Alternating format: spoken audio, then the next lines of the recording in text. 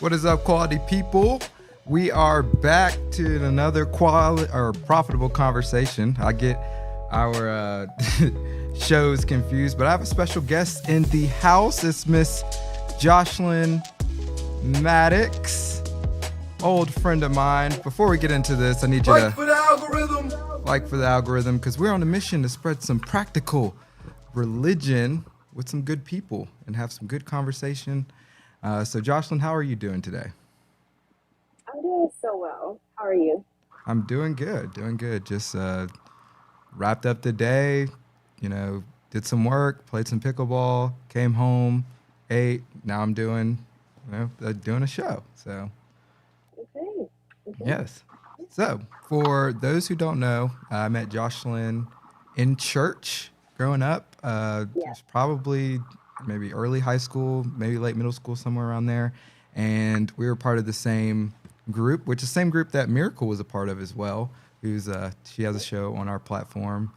And, we were just all, that group was really tight with each other. We did a lot of adventures, put on a lot of productions, which now that I think about it, it's kind of crazy because you don't necessarily see that as much or to the level that we kind of did at those productions back in that day. But yeah, so I'm going to hand the floor over to Jocelyn and just let her tell you just who she is, what she's up to, and, how far she's come.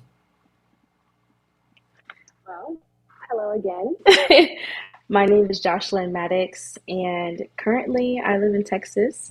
I moved here a couple of months ago, and right now I am a corporate girly.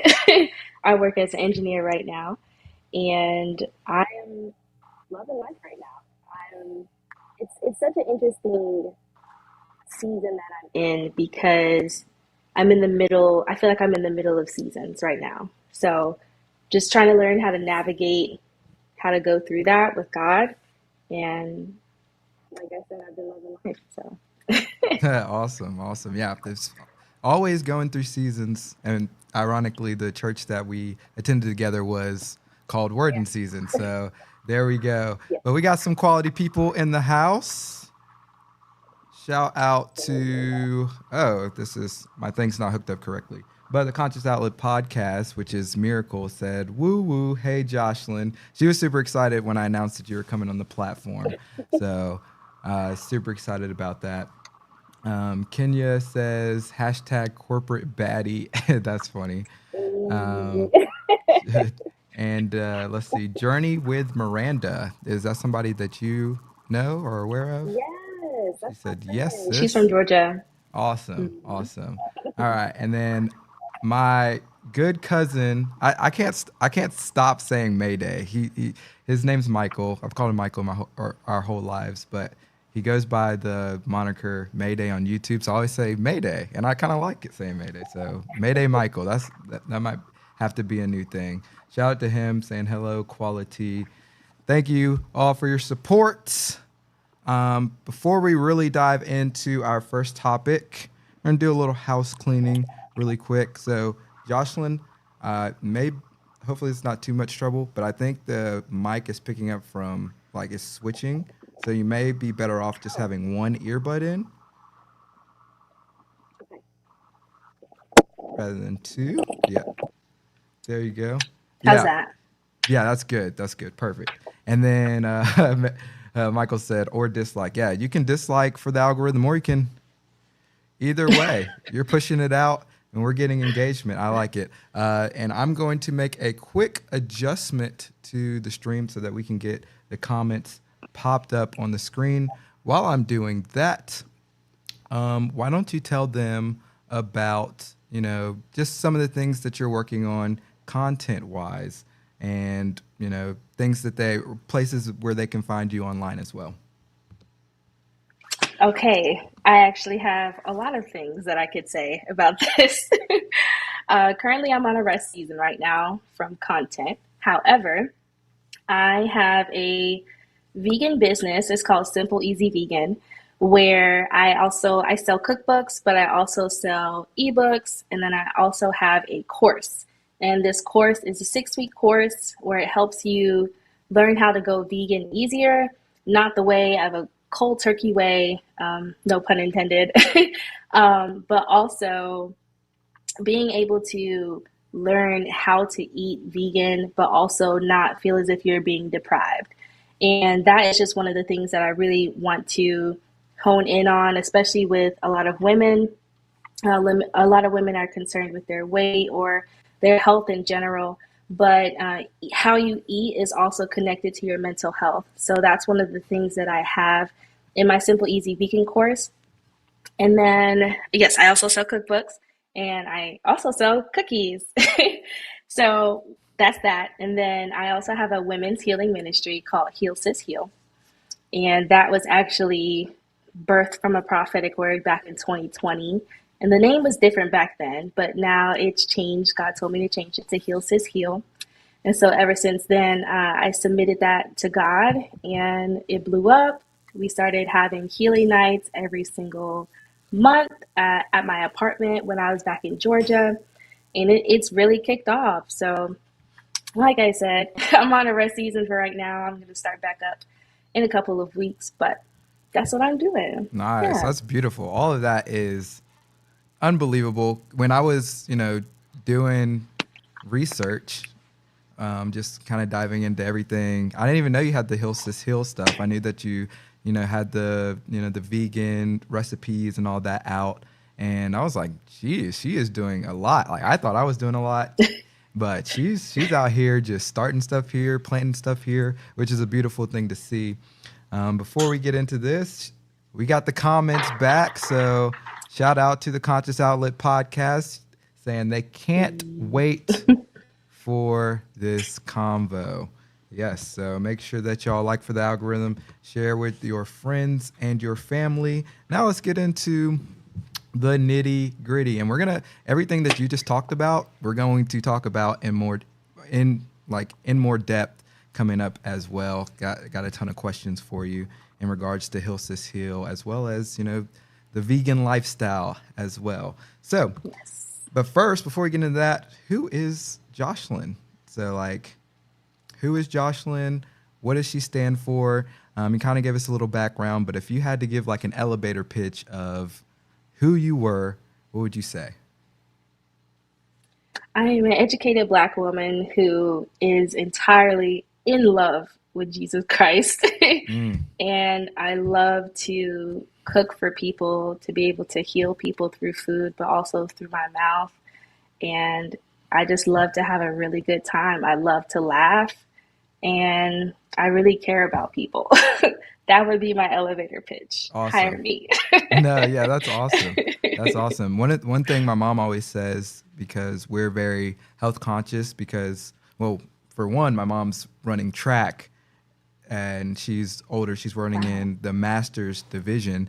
And so, of course, when you're older, you really have to, in order to get your body at an elite level, you have to make sure that you're being cautious with your diet, making sure that you're not only training, but that what you're putting in your body is just as important as, the training that you put in as well. And so Absolutely. she always says that food is medicine. So it's like food can be medicine, or quite literally could be cancer or lead to cancer.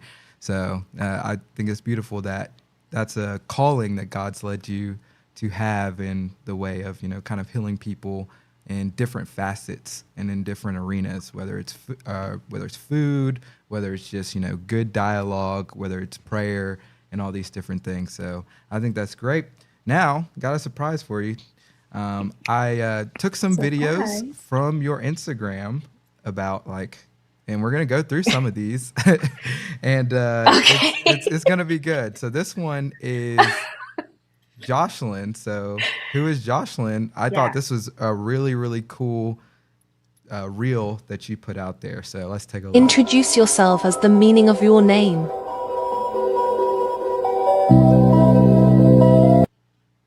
So super cool, and I'll just put this on a loop. So it's basically Jocelyn Joshua is the female version of Joshua, which is in the Bible meaning like leader. And then Lynn was actually your dad's middle name, and that means lake or lake water, kind of like a body of water. So when you think of your name and you think of those two things together, like what does that mean to you?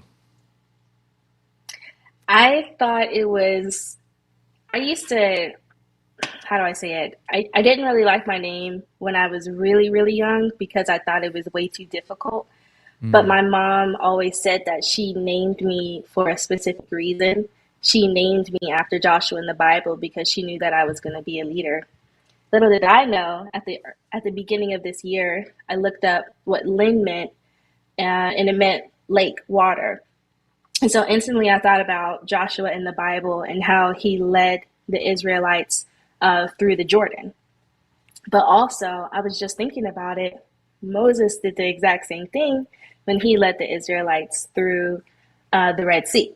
So, in a way, like my name is really prophetic, as in a way, I'm a deliverer, but also I'm a leader, and to be able to help people go go through that journey with me. I guess, but me at the front, but God is like all within it.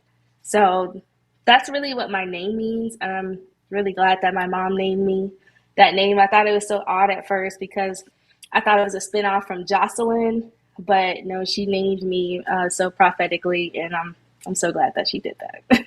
no, yeah, that is awesome. And it's always good when you can sit down with your child and say, hey, this is what your name means. And so that gives your child a sense of purpose, a sense of direction of where to follow. Because I know when my mom, the way she named my brother and I was, she was like, okay, Lord, it is up to you. She grabbed the Bible and she opened up she just opened the book. And the book landed on Joshua. That's how I got my name. And the book landed on the story of Jacob, and that's how my brother got his name as well. And she would always Mm, joke that when he turned 18, she might have to change his name or make him change his name to Israel because you know that Jacob goes through that whole name change as yeah. well. But yeah, and it's great to sit down with your children and say, hey, this is exactly what your name means, and when it has divine inspiration behind it as well, it's just something that is biblical, then it really reinforces those values that you're trying to instill in your child. So yeah, shout out to your mom, just like Hey, moms. just like Kenya said, and then Mildred Guerrera. I think I said. Hopefully I didn't botch your name, but she said that's beautiful. So yeah, shout out to Thank you, you. Mildred. So yeah, um, that's Jocelyn's name. I think it's a great name. What's one of your favorite stories in the Bible? Oof.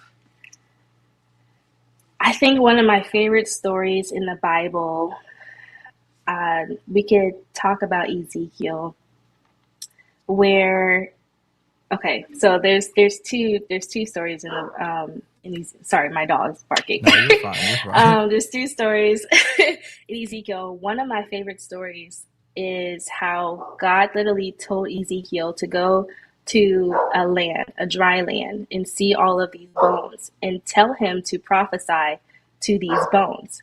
And he asked him, he said, "Well, can they live?" Sorry.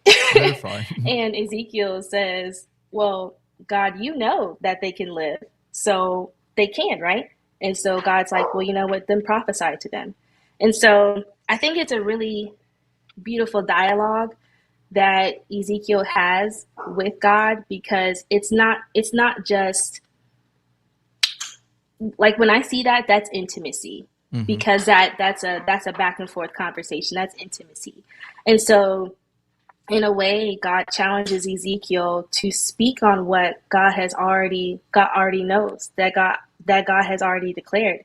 He Hmm. said, "Well, yeah, these bones can live, so go ahead and prophesy to them." So it's in a way it's a challenge, but also it's like I need you to take responsibility and do this so I can see this so I can get the glory. And I love that. And then he pushes it further. He said, "Well, prophesy breath into their body." And so he says, okay, well, I'm gonna prophesy breath into their body. And you can literally break it down on exactly what exactly he is prophesying into these, prophesying the certain parts in this body. Like, can they live? Yes. Can you have breath in their body? The pneuma of God. Can you have breath? You say yes. Okay. And then he says, well, can these bones have flesh on their body? And you're like, yes. And so in a way Mm. it's like it's I don't know. Hold on. I can like go all off, Oh but yeah, you're it's good. basically it's like a um three layered challenge, a three layered prophetic word Mm. that God was giving to Ezekiel to be able to basically build this man back up, build this army back up. And you can really think about it how we are built, our mind, body, and our soul, Hmm. just how we are layered. And there's so many dead things that can be in our life, that there are multiple complexities of our dead things in our lives, and we have to prophesy to each specific thing in order to raise it back up. Mm. Um, Yeah. and that in turn just gives God more of the glory.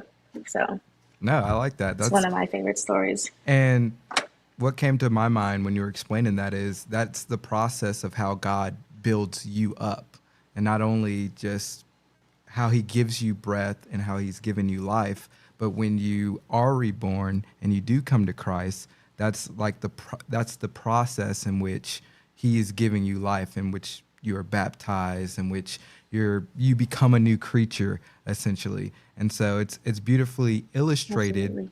in the Old Testament, and then it's shown and exemplified in the New Testament with Jesus giving his life and showing us the way. Like this is how you're to conduct yourself. It's like you have to die to yourself in order to truly live, in order to serve God and to give him the glory. So I think that was beautifully Yeah. said. Yeah, I really like Ezekiel. My favorite Bible story is in First John 8, and it's when the woman is brought to Jesus because she was caught in the act of adultery, and they want to stone her, and they're like, hey, according to the law of Moses, like we're supposed to stone her. She's supposed to die essentially.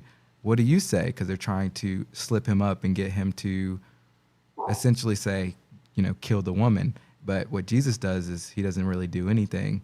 And they're just nagging at him, like children, like, no, Right. answer me, answer me.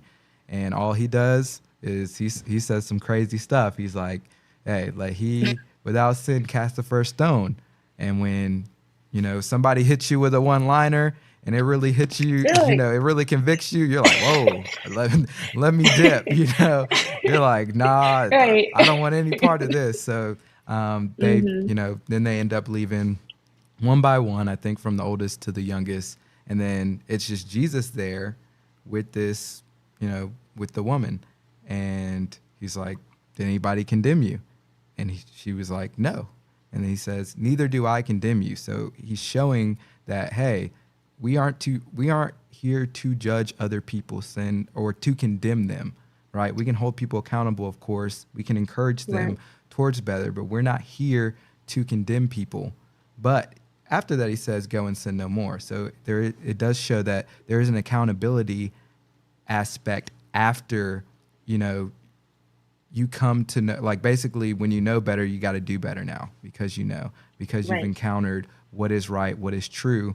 Now, going forward, you have to not, revert back to those old sinful ways. So that's Absolutely. my story. Now That's let's a get good in. story. Oh That's yeah, good. Yeah. oh yeah. It's one of the best. I've probably when I've been asked to speak or give like a little lesson, I've gone to that multiple times just because every time I teach it or talk about it, I extract something different or have another perspective, a deeper understanding as well. So there's just so much you can pull, which is why the Bible's called the living word. This constantly, Absolutely. You constantly just get being revitalized. revelation anytime. The fact that Jesus was just so unbothered, he was like, Yeah, yeah. and So, yeah, and but it's also like when you're faced with people who are trying to slip you up, it's a good example of what you should do.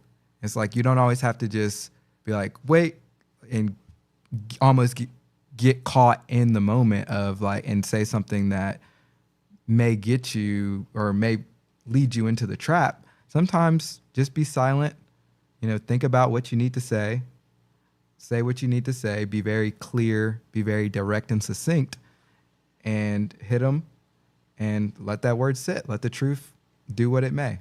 And so, right. yeah, A absolutely. good old punch to the stomach. Oh yeah. And you gotta Oh yeah. sit with it. I mean, that's what it feels like when somebody hits you with hard truth. It literally feels like a punch to Hmm. the stomach. I want to get into this next thing.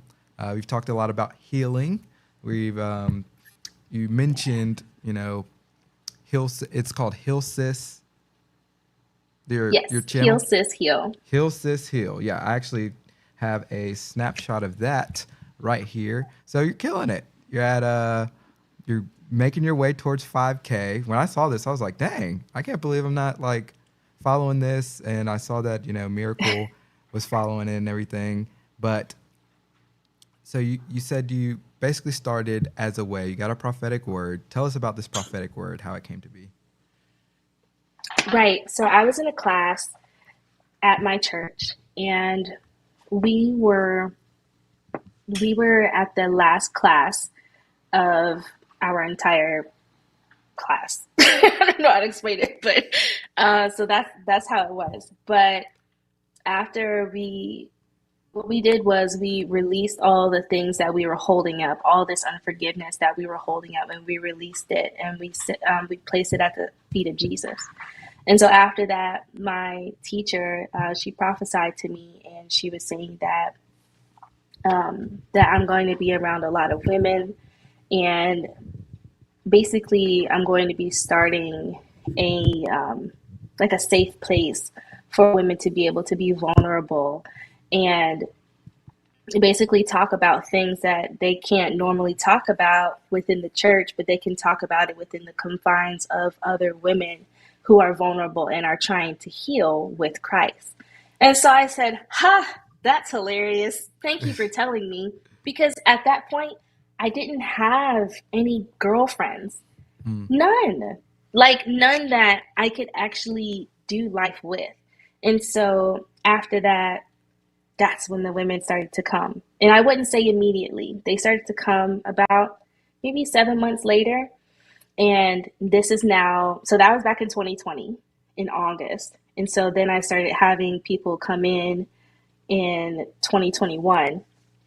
But my friends who have been here for quite some time, they've been here since like last October. So I've had like true godly girlfriends since like last October, which is really wild to say because I had such a strained relationship with women my whole life, with girls my age my whole life, because I just, I felt like I never fit in. I felt like I was always different. I felt like there was a maturity about me that I just felt like I was up here and I couldn't relate to other people and I didn't know how to explain it. And I was just, so I would always retreat because I said, well, I don't have any good girlfriends. And so it was a little toxic back in the day, back in middle and high school with um, good girlfriends, and so I started to retreat, and so I started to have a lot of guy friends, and yeah, they were cool, but I couldn't be fully vulnerable with them. So I'm so glad that God has really brought in so many women during this time of my life because honestly, I really wouldn't have it any other way. So how Heal Sis Heal started is actually a really wild story. Um, so I was on a 30-day fast last year, and eventually I'm going to make a video about this. Okay. Eventually, I mean, I went on a 30-day fast of completely no food, It was absolutely wild. There were people in my family, a couple of friends was like, "Are you sure God said this?" And I was like, "I'm absolutely positively sure God said this." They're like, "No food for 30 days?" I said, "I don't know how I'm gonna get through it, but I got through it. I didn't eat a single thing." I nibbled on like a tiny piece of watermelon and I realized I was eating it. I spit it out. But here's the thing, that's where my intimacy with God started, like truly. My intimacy with God just skyrocketed during that 30 days of fasting. And that is when God told me to change the name because it was She is Freed and now it is Heal Sis Heal. And during that time, God was preparing me for a lot of relationships to end. And I didn't realize why until they started to end. And then a couple of months later, I made a really vulnerable video about disappointment, and it blew up. God said, when I had a dream about like 6 months before I made that video, and there was a white woman that came up to me. I say this specifically, a white woman came up to me because I usually don't have a lot of dreams of white people. So there's a white woman that came up to me. Maybe she represented Holy Spirit. I'm not sure. But there's a white woman that came up to me and she said, "When you tell your story, the women will come." And I said, okay. And so I woke up, that's 6 months ago at the time. And then this January, I finally decided to post a video about disappointment. It blew up. Got over 1 million views on Instagram, like almost like 500,000 on TikTok. So people are starting to follow. People are starting to comment. They're like, "Oh my gosh, I completely agree." Like I've been in such a space where I don't know how to navigate it, and I'm like, "Whoa, this is way too many people, Abba." And then that's when God told me, "You need to start your healing nights." So I said, "Okay, I'll start my healing nights." I didn't know how this was gonna go. I started to invite my friends from church because now I have good godly friends, girlfriends from church. Um, I've gotten God told me to go on live, so I went on Instagram and YouTube live as well. So just building up a community of women to be able to be vulnerable and heal through Christ. That's literally the Heal Sis Heal motto, the mission, and we've been doing it ever since. So Oh yeah, yes. but Yep. during that time, it's just my goodness. I feel like when you are called to heal a group of people, you are going to have to go through so many things before, during, and after. Because in a way, your life is a living testimony. Right. So before that, I had really bad toxic girl friendships, right?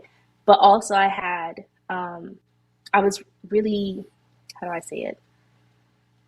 I was never in a really good, stable romantic relationship. They all went bad, like immediately. And I never understood why. So that's one of the things that I'll be implementing soon on basically how to heal through that trauma as well. Because there are a lot of women that have a lot of hidden traumas that they don't even speak about in these romantic relationships. And I believe that when we expose that, that means that we are exposing the devil and seeing his tactics and his strategies, because his strategies aren't new. They're literally copy paste, perverted a little bit, copy paste, perverted a little Right. bit. It's the same thing. And so that's really where the Heal Sis Heal train is navigating, just to be more vulnerable. And we also have a WhatsApp group, and if anybody wants to join as well. So Awesome. What is that's that. the name of your WhatsApp group?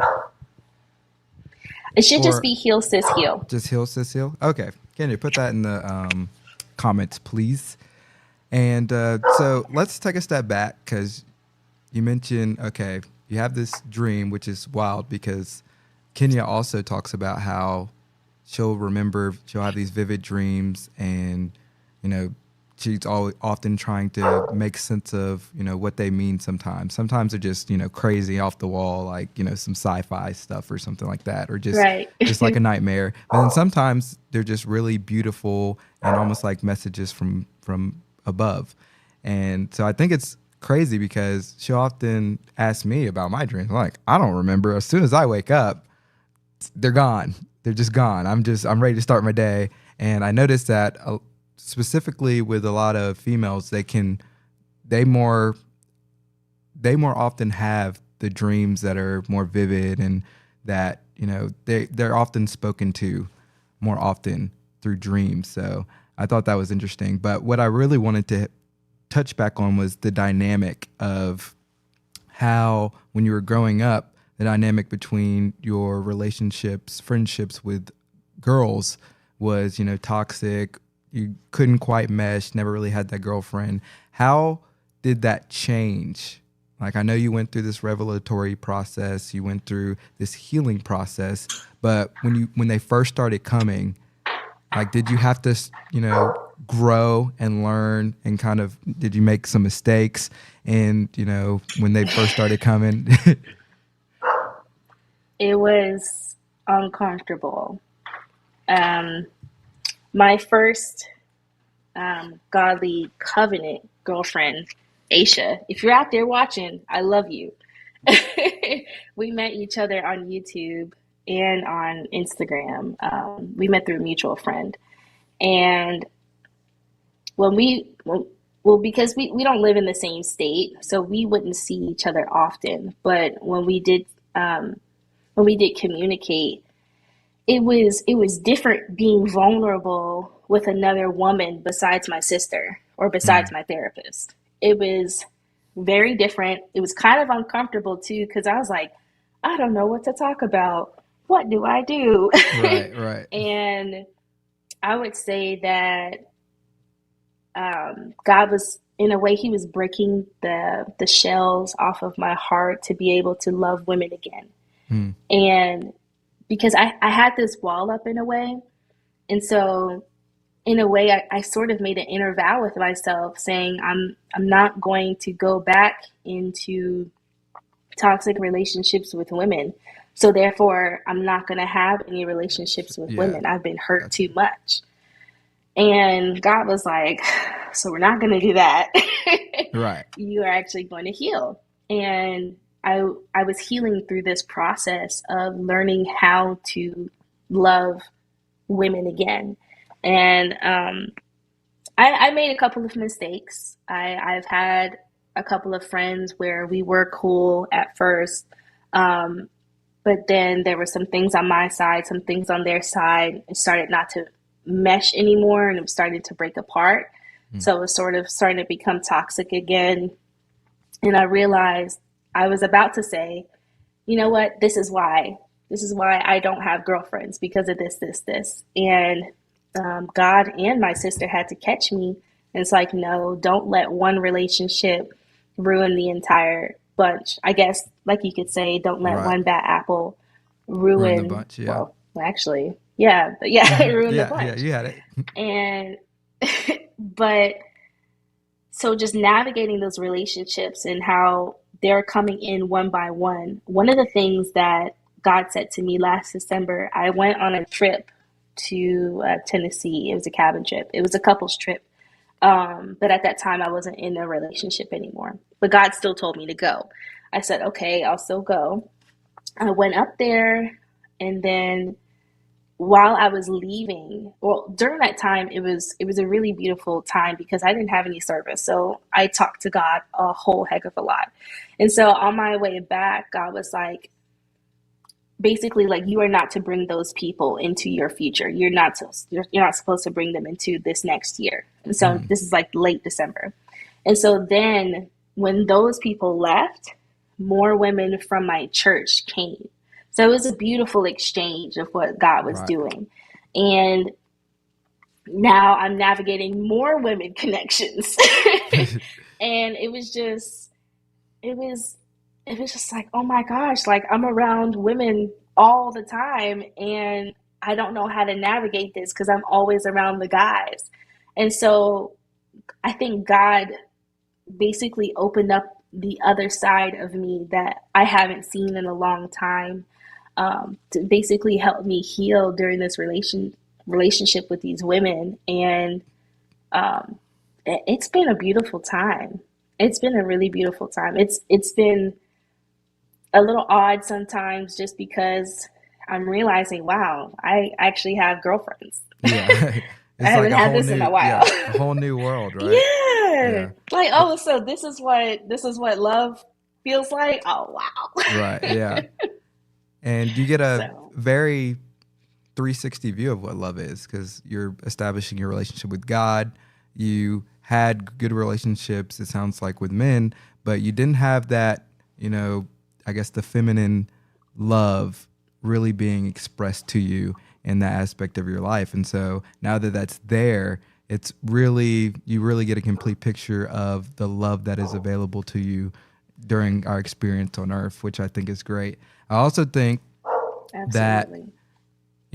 God, leading you to start Heal Sis Heal and helping other women heal is beautiful because in the process, you're able to further heal yourself. So you went through this period where it's like, yeah, I had to heal and I had to overcome some stuff and I had to get this revelation and get to this spot where I could start Heal Sis Heal. But now that I have started it, I'm able to further heal and become more of who I'm supposed to be in this vein of life. So I think that is Absolutely. just absolutely beautiful as well. So you said the video that blew up for you was on disappointment, correct?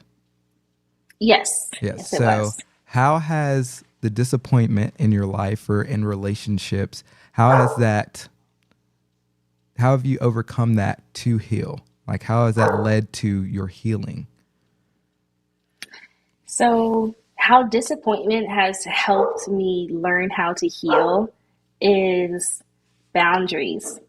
I sucked at boundaries, and I still kind of suck at boundaries now. However, back then in relationships, with guys that were just toxic or just in bad friendships with girls, they just weren't good, and it was because I lacked so many boundaries. And so, because I'm lacking so many boundaries, I'm being disappointed a lot because I'm not telling people how I feel about these certain things. And some people will just talk to me any kind of way, but I won't say anything because I don't have any boundaries and I don't know how to stick up for myself.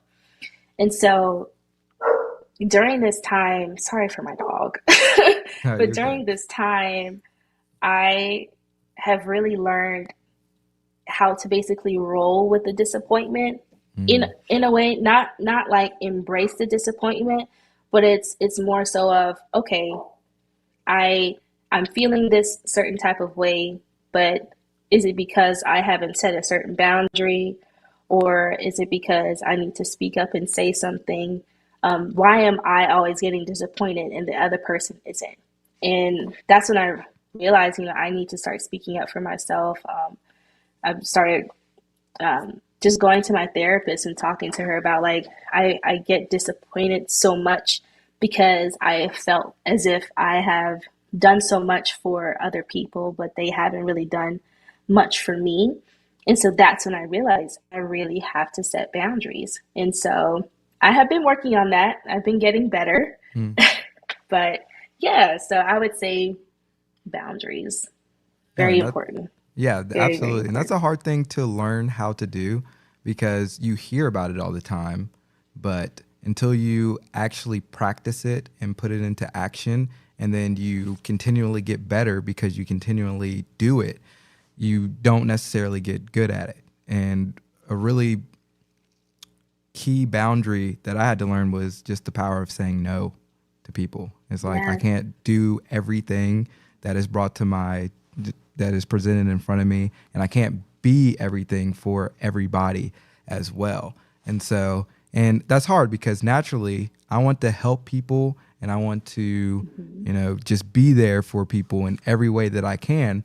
But if you stretch yourself too thin, well, then nobody's really getting the true value of what you have to offer. And so, Right. yeah, that just goes along with just setting boundaries as well. So you mentioned therapy. So how has, therapy helped you in healing? You mentioned that you'd spoken about disappointment to your therapist, but how has, the process of going to therapy led to your healing and, helped you get to the space you are now to where you're able to have these different ventures and thrive in them? Right. So all of my therapists that I have been with have been, in a way, hard hitters. They will always tell me the truth, even though I don't like it.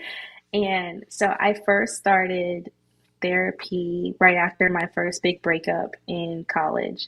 It literally just, I was thrown into therapy because I said, I don't know what else to do. So let me just go ahead and go into therapy. And that's when I realized there's a lot of things wrong with me.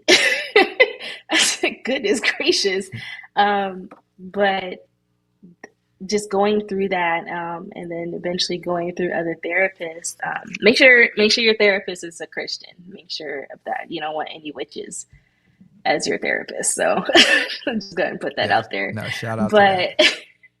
yeah, um, having a good therapist is very important, along with your healing with Jesus, because therapy provides the practical things, Jesus provides the spiritual things, and combined you get Captain Planet. So um, but just having both sides is, I think it's really important, because um, when you add those two things up together, I think it's a really beautiful combination. Because say say I'm lacking boundaries, right? Hmm. But in the scripture, God said, I forgot where it is, but I know it's in the New Testament, or is it in Ecclesiastes? It's in one of those. But he said, let your yes be your yes, and let your no be your no. That is a very strict boundary. But therapy also teaches you that it's okay to say no.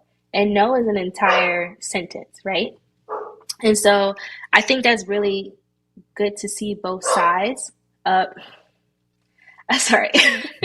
I think that's really good to see both sides of the perspective of just going through therapy. Um, yeah, and just getting your healing. Nice. What would you say? Because I've heard this now. Kenya's gone to therapy, and she put in the chat Christian, or yes, Christian therapists only. So I really like the fact that you mentioned, like, make sure that they're Christian, make sure that they kind of align with your values. So one, that just helps them better navigate, or it better helps them to lead you in the direction that you actually need to go in, because they understand who you are and what you're trying to become. But also, you don't want any, woo woo, witchy stuff going on as well. It's a very vulnerable and important time of your life, and when you are, pouring your heart out. And so, I think that's very important.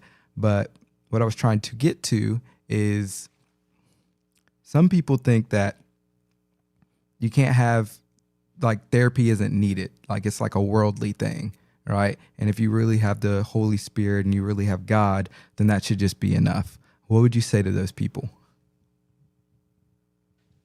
To those people, my sister's a therapist. So I was really exposed to therapy back when she was in college. And at that time, I didn't really believe in therapy either. But I realized that having that practicality of really just looking at yourself in the mirror, because that's really what your therapist is. They're showing yourself back onto you. Um, it's really giving you a new perspective of who you are. And so when people say that they don't really need therapy, I think they're running from accountability in a way, but also they're saying, I don't know, I feel like it's sort of like a form of pride as well. Like, ugh, therapy. I don't really need therapy. That's just not something that I do. Right, like, I'm But strong enough. Like, I'll get through it I think myself. they're afraid to be vulnerable. Mm. as well. Yeah. Yeah. But that's also kind of the antithesis of what Christ wants you to do. He wants you to come humbly before the throne of grace.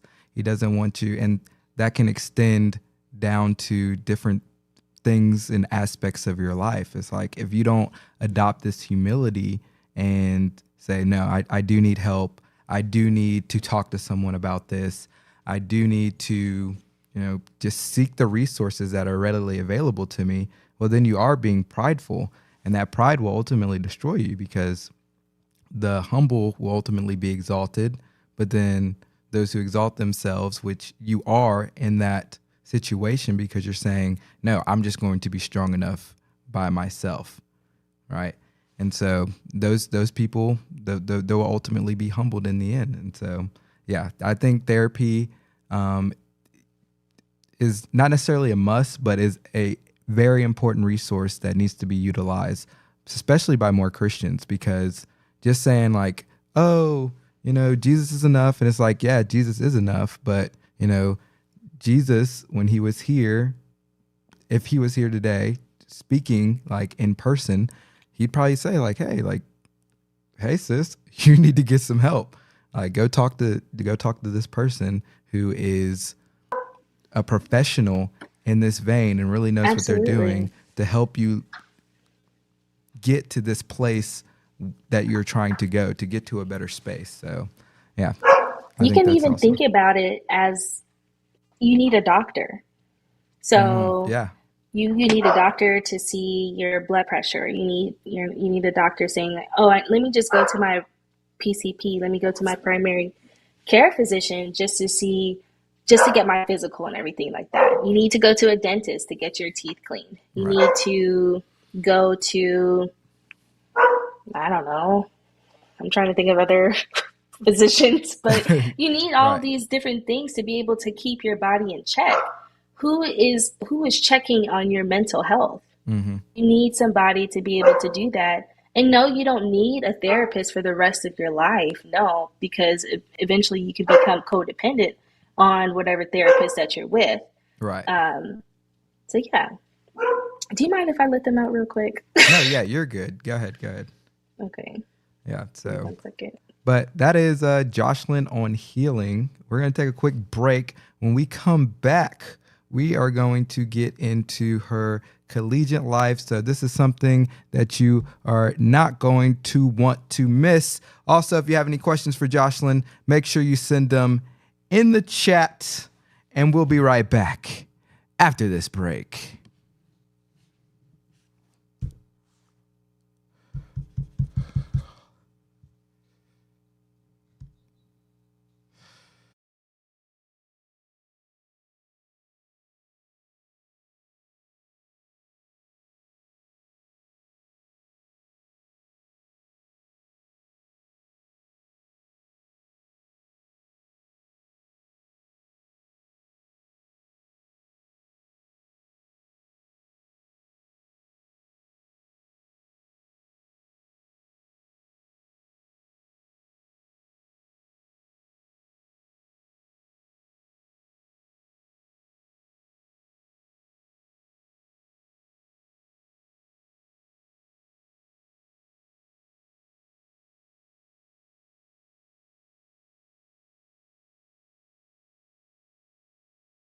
Yeah.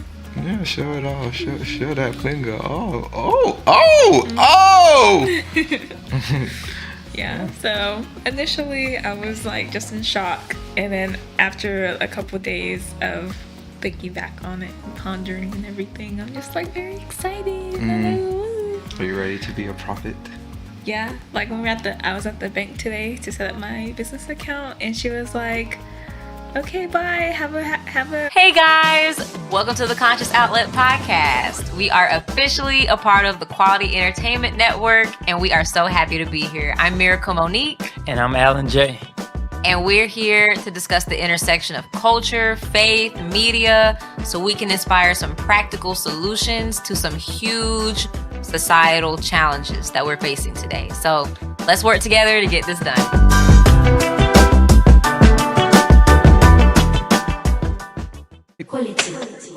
Yes. Okay, here we go. All right, we are back. This isn't God is a Woman. That was the last title. But I have Miss Jocelyn Maddox in the house. Shout out to her. Also, continue to support the platform. Make sure you subscribe, share, send a super chat. Email us topics. And if you have a question, like for the algorithm, for Miss Jocelyn or me, or just in general, put it down in the chat. I see the Conscious Outlets question about, being a vegan, but we're going to get to that topic when we hit the vegan section in a little bit. But now we're going to talk about your collegiate life. So you went to college, just a 4-year university. Then you also got your master's as well. So I thought that was really cool. What did you get your master's? Well, let's start with the 4 years. So what did you get your undergrad in, and what did you get your master's in? My undergrad, I got it in mechanical engineering, and my master's, I got it in prosthetics and orthotics. Okay, you're gonna have to break that down for me. Prosthetics Sure. and wait, what was that last word?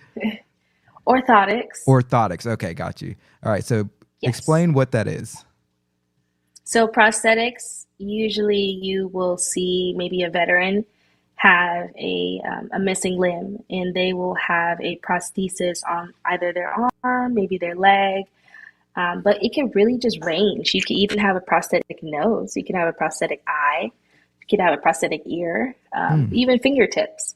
So it really all depends. Some can be, some can look more mechanical, but also some can look more cosmetic, where they can actually look like your hand. But you can also have another version where you actually see all the nicks and grooves of the actual prosthesis, and it can actually move with your hand. And orthotics is more so if you see somebody with scoliosis, and you'll see that type of, we don't call it a brace, but usually people will say, oh, she's wearing a brace because she has scoliosis. That's usually what is an orthosis is called. Or say you have feet problems and you wear certain, Dr. Scholl's? Right, yes. So you hear about Dr. Scholl's, that is what foot orthotics would be. So really just cool. like that. Awesome. Super cool. We do have another video. We're not going to play the sound though, but this was you graduating, living your best life. Hold on. Let me put you up there. There we go. And gotta turn the audio off for copyright. But yeah, graduating, getting your master's degree, just doing your thing. How was this day for you? Because you look like you're having a blast. Oh, it was surreal. It was so fun. So I was actually over our social media for that's my friend Adeswa. Gotcha. I was over our social media for our master's program, and it was just a fun time. So we had our own ceremony the morning of, and then we actually went to the full Kennesaw graduation. So it was a really good time. Awesome. I was so happy.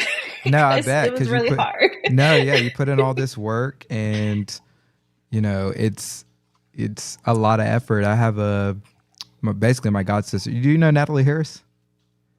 You may know. Oh yeah. We I feel like we went to kindergarten together. Oh actually. really? Wow. That's a really random way memory, back. but yeah. So yeah, Natalie grew up across the street from me. Our families are really cool, and she's basically been my sister my whole entire life. And so she's going through anesthesiology to basically go into school to be an anesthesiology assistant, and it is just grueling. Like, I'm sure that's no joke. She couldn't even come home for Thanksgiving because she was like, I got 8 finals.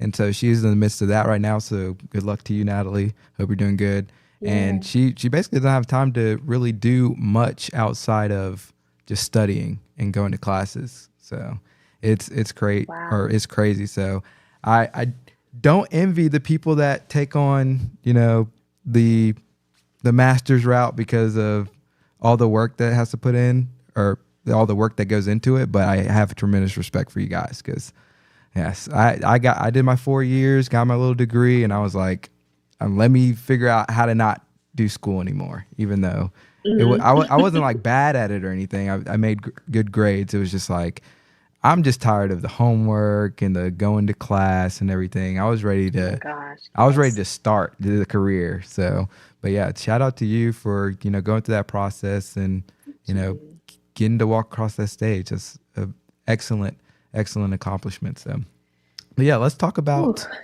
it was wild. yeah, yeah. Let's talk about like what it was actually like in college though. Because I know in college, I really went through self-discovery and had to really just rebuild myself completely and find myself, who I was. And I know a lot of people go through that process. So what was college like for you? We can start with undergrad and then work our way up to master's. Well, oh, would you believe me if I told you I did not start out in mechanical engineering? I would, because I know several people Yeah. who start one way and end up not even a different way, just completely Yeah, just did a loop-de-loop. So right. So I started off my first year in architecture. I said, you know what, I'm gonna be an architect. I'm gonna be an architect. right, yeah, It's cool, right? Um, So I did a full year of that, and every day I told my mom, I said, I don't want to do architecture. I can't do it. It's like it was to a point where it was an immense amount of creativity that I had to push out every day that I just didn't have in me. I just did it. And I've still have multiple friends that have went through the full 5 years and they did it and they're architects, and I just love that for them, but I just could not do it. right, So the next year, I decided to major in education because now I wanted to be a speech language pathologist. And I would have to transfer to another school to be able to pursue that full time. My mom and we visited that campus, and she said, "What do you think about this?" And I said, "There's something off with this. I shouldn't be here." And so we drove back, and she said, "Well, you're gonna have to think of something." She's like, you're good at engineering." I said, "Ugh." But the reason I really wanted to do engineering is because my goddad, he was an engineer as well. And my mom would give me Legos when I was younger all the time. So I said, you know what? Engineering might not be so bad. And so I started mechanical engineering route. I had most of my credits already to transfer into, and I did it. It was very difficult, especially towards the end, but I got it done. And then I would say it was February of my last semester of school for undergrad. And I was wanting to major in prosthetics and orthotics to do my master's at Georgia Tech, but I decided to go to Kennesaw to just get my mechanical engineering degree, and I completely forgot about prosthetics and orthotics. It was in February, I received an email saying that Georgia Tech's prosthetics and orthotics program is coming to Kennesaw State University. I said, wow, look at that. right, yeah. And so I heard God tell me to apply, and he was like, "You're going to get in." And I was like, okay. And so I applied, and then the director of the program, he told me, he was like, "Hey, so right now you didn't get in, but maybe if somebody drops out, then you'll be able to get in." And I was like, okay. And in my head, I was like, well, God already told me I was going to get in. So he called me back like 2 days later. He said, "Hey, do you want to join the program?" And I was like, "Yes." And I was like, "Oh, wait, can I say that?" "Sorry, sir." He was like, "You're good." And so I joined it. And those 2 years were excruciating, but also I really saw a different side of me. And I'm so glad that I did it. So right now, I'm working an engineering job while I have applied to a couple of residencies to be able to pursue prosthetics and orthotics to be able to be certified as a prosthetist and an orthotist. Wow. No, that's good. That was a great story. Interesting journey. People's journeys always, great to follow, because going through the process of figuring out where you need to be is not for the faint of heart. It requires immense discernment and wisdom. So take us through kind of those guiding forces in helping you to get to this point. Like, what was it like? I know you said you talked it over with your mom, but what was kind of the decisions from, okay, I started out as, would you start out as an architect? So I started out as an architect. Yes. Then I went to education, and then I went to engineering. So take us through like how God was leading you through all of that. So my focus wasn't on God during architecture, during education, and even during the beginning of engineering. That was to a point where, well, I also didn't have a church home. So in a way, I wasn't being accountable when I was up there in Atlanta. So I was really kind of just doing anything and not really focused on God at all. And so no wonder why I was in so much chaos and confusion, because I just wasn't focused on Him. And so during architecture, it was stressful. I was also a lifeguard at the time, working 6 a.m. shifts.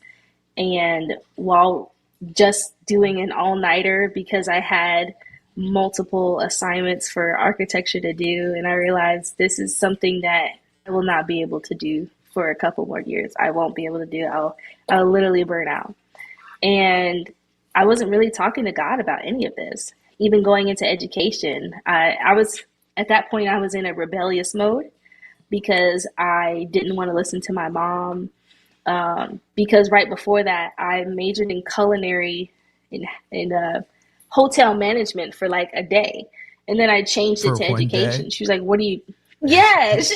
I just didn't want to do architecture anymore. And I knew I didn't want to do engineering. So I was just choosing anything that I wanted to do. Right. And then moving into education, I realized I had so much free time. I said, wow, this is different. I don't know if I like this. But just being in education, that was something different that I just wasn't expecting. And still not talking to God about these major decisions that I'm doing, because right now I'm just focused on me. I'm just focused on me. And then I decided to major in engineering, and I knew that I was being pulled and pushed to engineering, but I didn't really know that it was God at the time. I just felt like, I think this is something that I should be doing. And to go through all of that, that's when I really, in a way, I was like born again while I was in my engineering program. And yeah. No, yeah. So absolutely. That was really it. But I really submitted myself to God once I got into my master's program. Got you. No, that's beautiful. Yeah, I like to say that, every day's a new day. And so you're basically being reborn every time you wake up. Like every day's a new day. You have to die to your flesh daily is something that you often hear. And so we're constantly going through this smaller process than, fully submitting yourself to God. But you're doing that in a small way every single day, or every single time that you do submit yourself to God. So I think it's beautiful, and it shows you how, the closer you continually got to God was the more clear, or the clearer your vision of what your life was supposed to look like got. And so now you're right on mission, because now you've established that, deep, intimate connection with God. And so I think that's great as well. So that was collegiate life. We're going to take another quick break here. When we get back, we are going to get into U.S. doctor shortage, which also affects, therapists as well. We're going to go through a little article. So don't touch that dial. We'll be right back.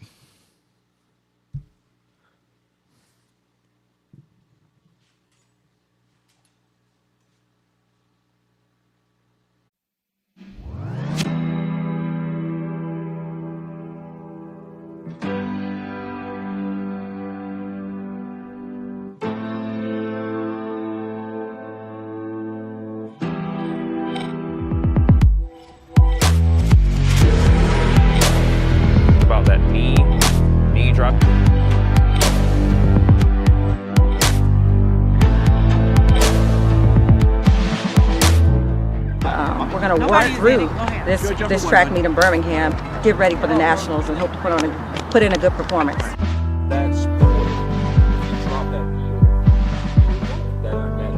Just making sure she pushes out of both legs out of the blocks and not just relying on one leg.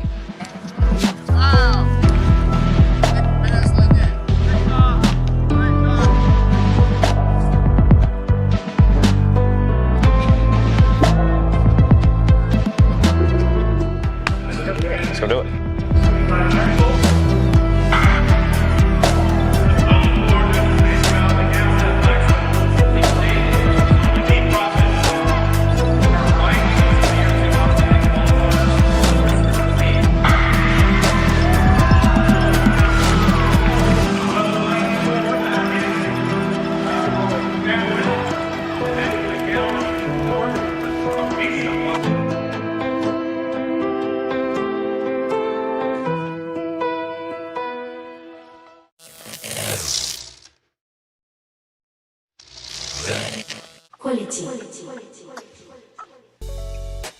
What is up, quality people? Welcome back to Profitable Conversations. Hope y'all are enjoying this fruitful conversation I'm having with Jocelyn Maddox. Before we get in to the rest of this conversation, I need you to like for the algorithm. Now we're about to get into U.S.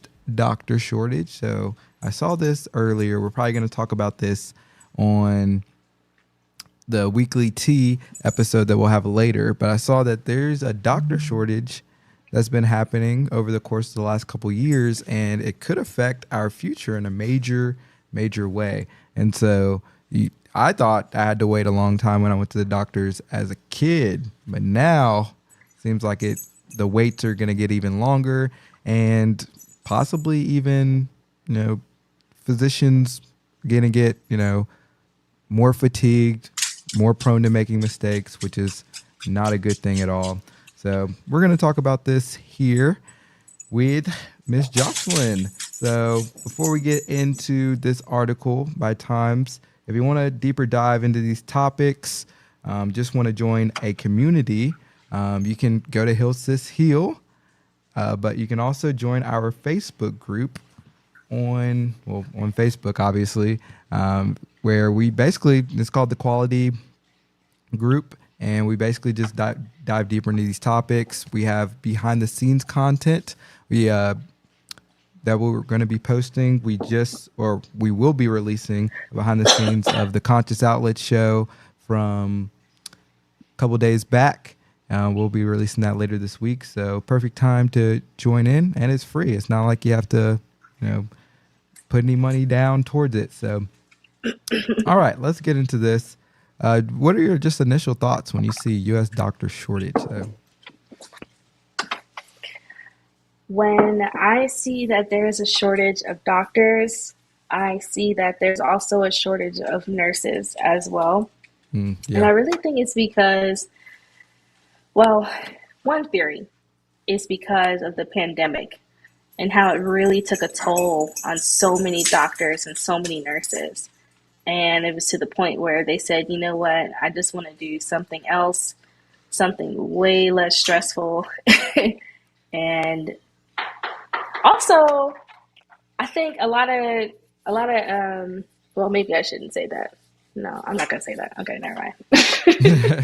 No, you're good. But so this Times article basically says, I'll pull it up here. I guess it's not. All right, well, I guess I won't pull it up. I guess it's not working. Anyway, I'll just read it. It basically says that the physician shortage can justly be characterized as a looming public health crisis, says James Taylor, who's the president of a leadership solution division of AMN Healthcare, the largest healthcare staffing agency in the U.S. And then he adds that the types of shortages and poor access to care that have been common in rural and underserved urban areas for the past few decades will become more common nationwide. Healthcare delayed is often healthcare denied, and a growing number of Americans are going to experience this unfortunate fact. So, I mean, but it also sounds like even if you got health care, it's just going to be like, oh, you got to wait because we don't have enough doctors here. And then God forbid there's, Right. you know, an abundance of emergencies coming in where you're taking, you know, the doctors that are available to have to deal with the looming emergencies that are coming in. So, I mean, it sounds like it's going to be a mess. It says, how bad will it get? The severity of the problem varies from specialty to specialty, says Dr. Stephen Frankel, a pneumologist and executive vice president of clinical affairs at the National Jewish Health in Denver. Neurology and psychiatry.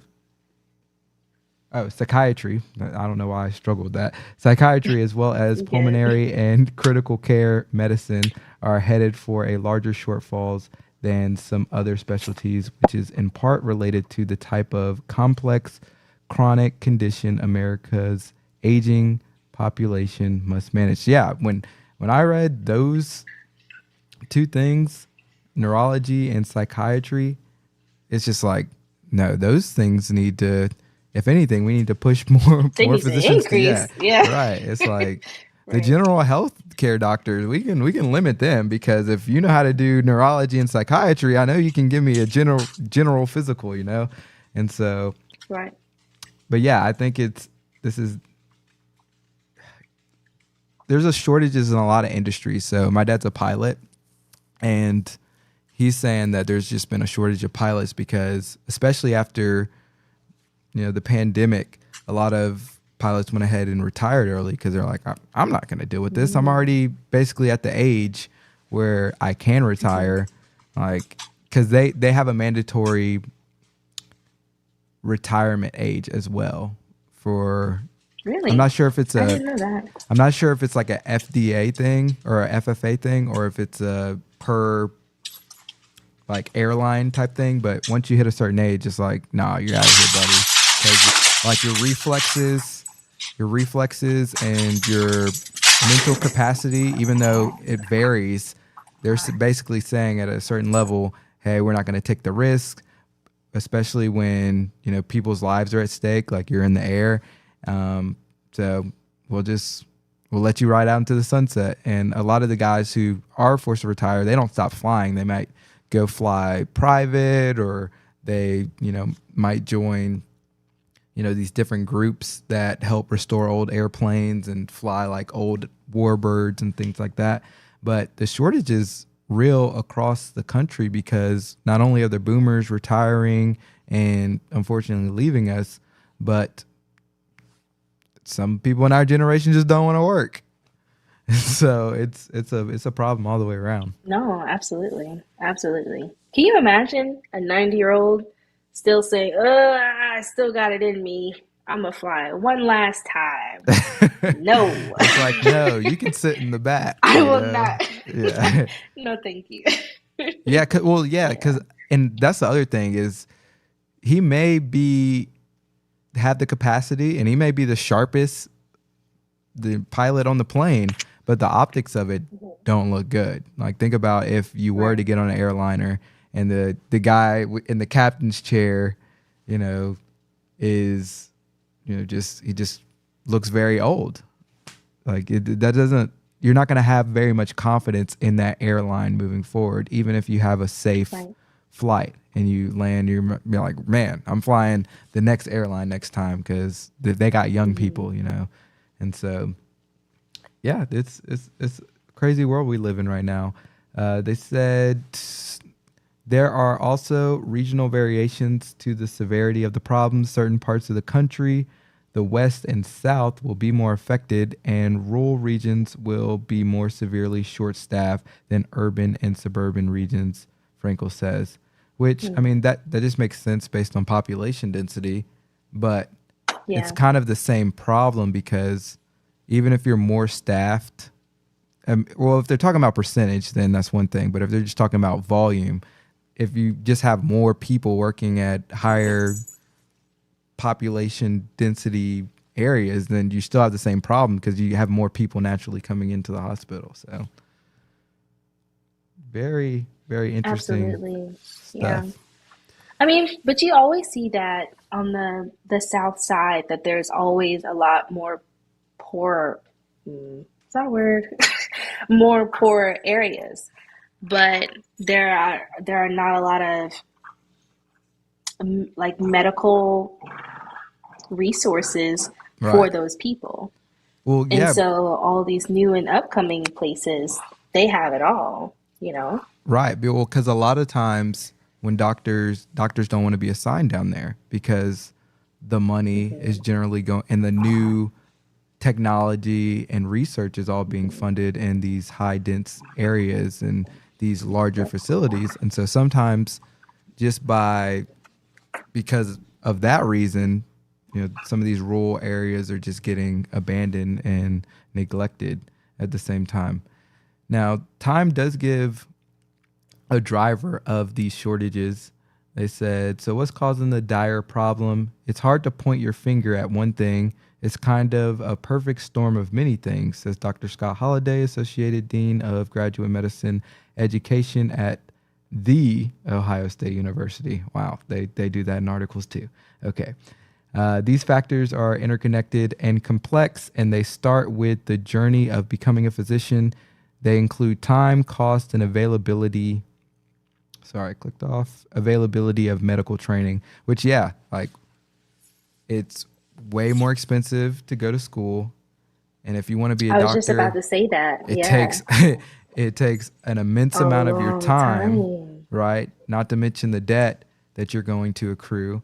Now, granted, you start off with a physician salary, you can knock out that debt if you're fiscally responsible fairly quickly, but still the time and just the demand that it Right. has on you physically, spiritually, and emotionally.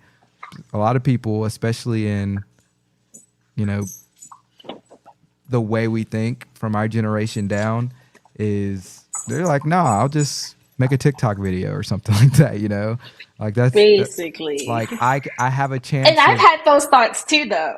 But yeah, I mean, how can you not? Because it's like, hey, if I put out, X amount of videos, I have a chance of, blowing up and starting this and making just as much or more as a physician or, any other profession that takes a grueling amount of effort and, patience and perseverance and time as well. And so we're like, no, like you can make TikTok videos, you can make YouTube videos.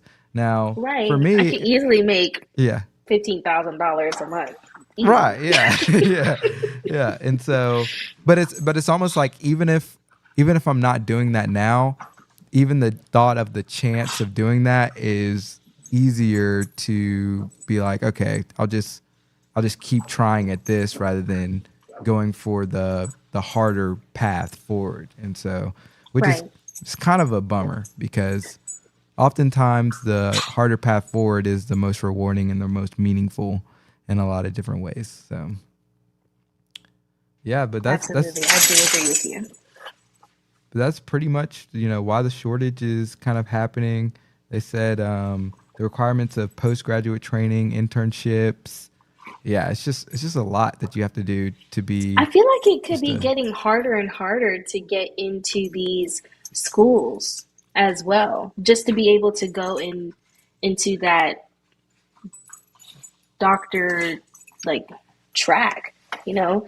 I feel like it was easier to get into that back in the day. I don't know, maybe that's just my right. opinion. But I feel like they were just taking people like, yes, we need doctors. There's war going on, you know? Well, yeah, well, So, that is true. That is true. But also the ratio is kind of skewed too because the amount of doctors that we can replace, even if we max it out, will still probably wouldn't equal what we're losing in the boomers because I don't think we're even close to being the largest population or close to the largest population. So right. it'd take a long time to Yeah. replace those in general.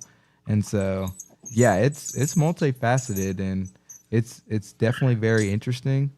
And let's see if we got any comments on this really quick. But yeah, we're going to take one more quick break. We're going to come back. We're going to talk about Jocelyn's vegan diet, and we'll have some, I guess your dogs are excited about that. Maybe they don't like the vegan diet because dogs, I don't think they don't eat greens. So we'll let them hash it out. We'll be right back if you're in the live chat. If you're watching the replay, check out this video next. So sorry about that. Oh my gosh, they literally wild out anytime.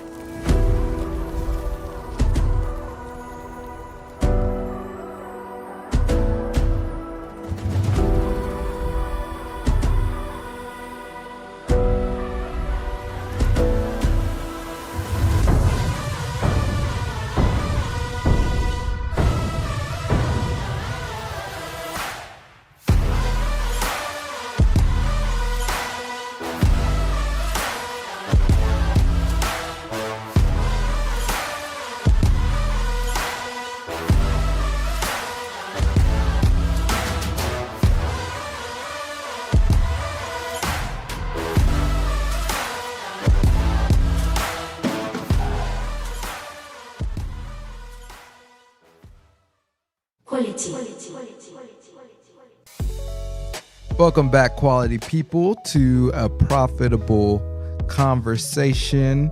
We're chilling with Miss Jocelyn Maddox, who's in the house today.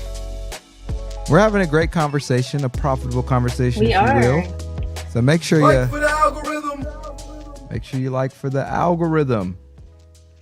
Now, Jocelyn, well, we can go to the next. Yes, You are a vegan. Correct. I am. Okay.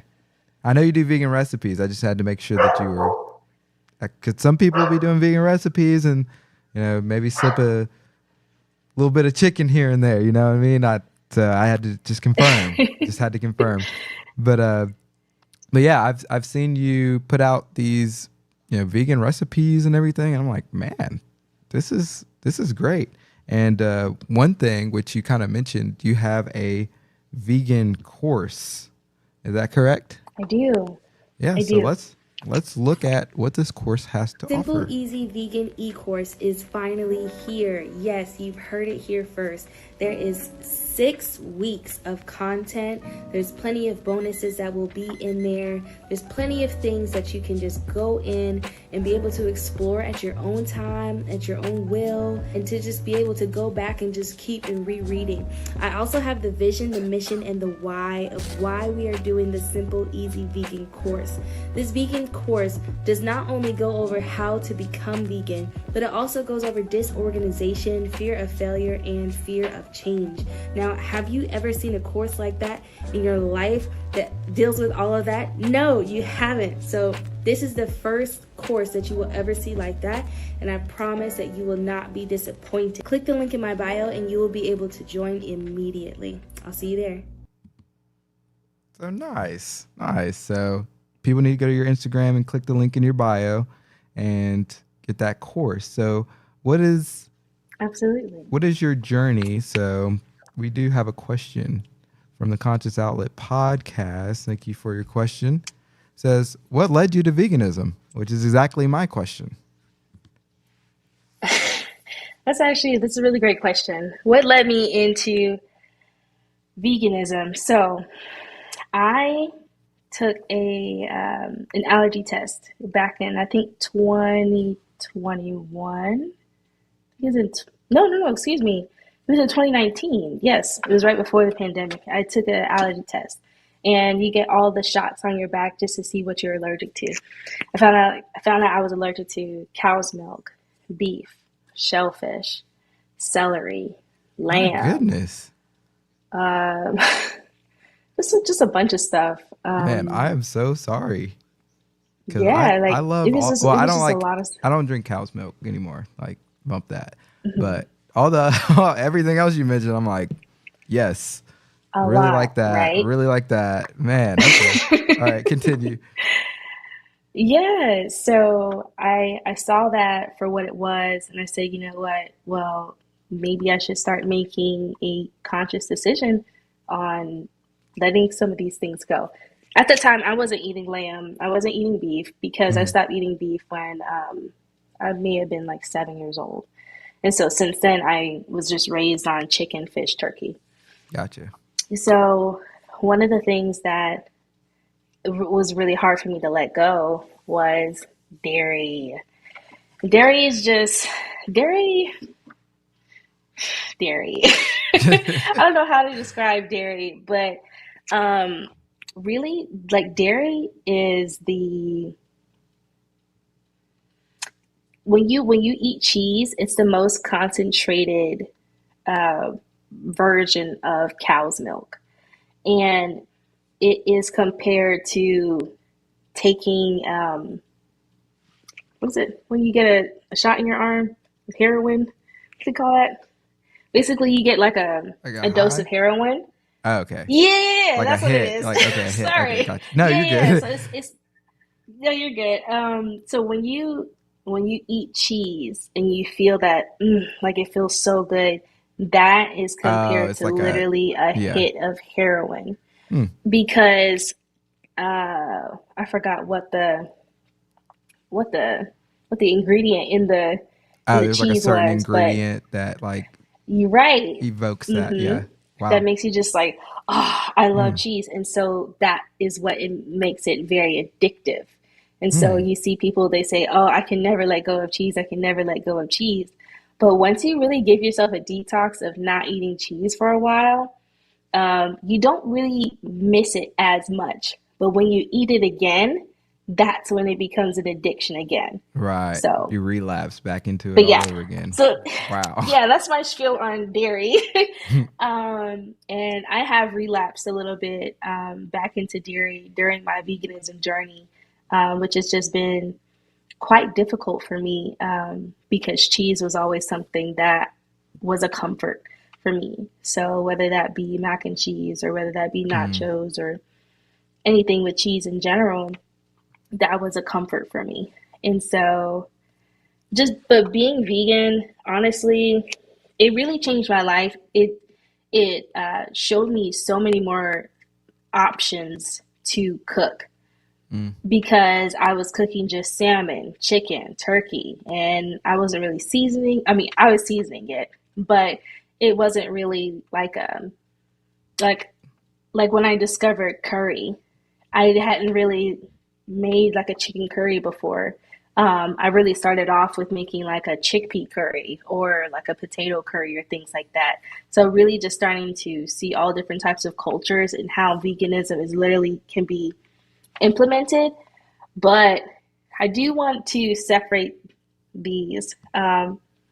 Veganism is you're basically abstaining from all animal-based products, and being plant-based is you're approaching it from like a more of a holistic side of how can I feed my body better.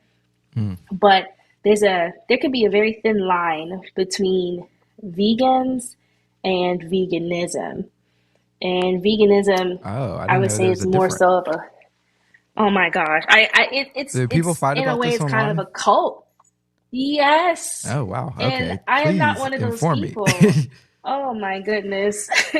um they're like PETA. You know that group PETA, Yes. Yeah. uh, the vegan group, how they go all out. Yeah. And they're They'll like, chain themselves yeah. to dairy farms, or they'll chain themselves Yeah, I saw to. them like dumping milk out Um, in the middle of the street one time or something like that. It was crazy. they're quite radical, and that's the Okay. side that I'm not on. Okay. Got it. Okay. Shout I'm out to more you. so in it for, yeah, in it for like the health journey, Right. and just seeing how my body feels. And I'm really glad that I'm eating this type of way. I don't think of this as my religion because there's so many vegans that veganism is life for them, and it really Right. does become in a way a cult for them.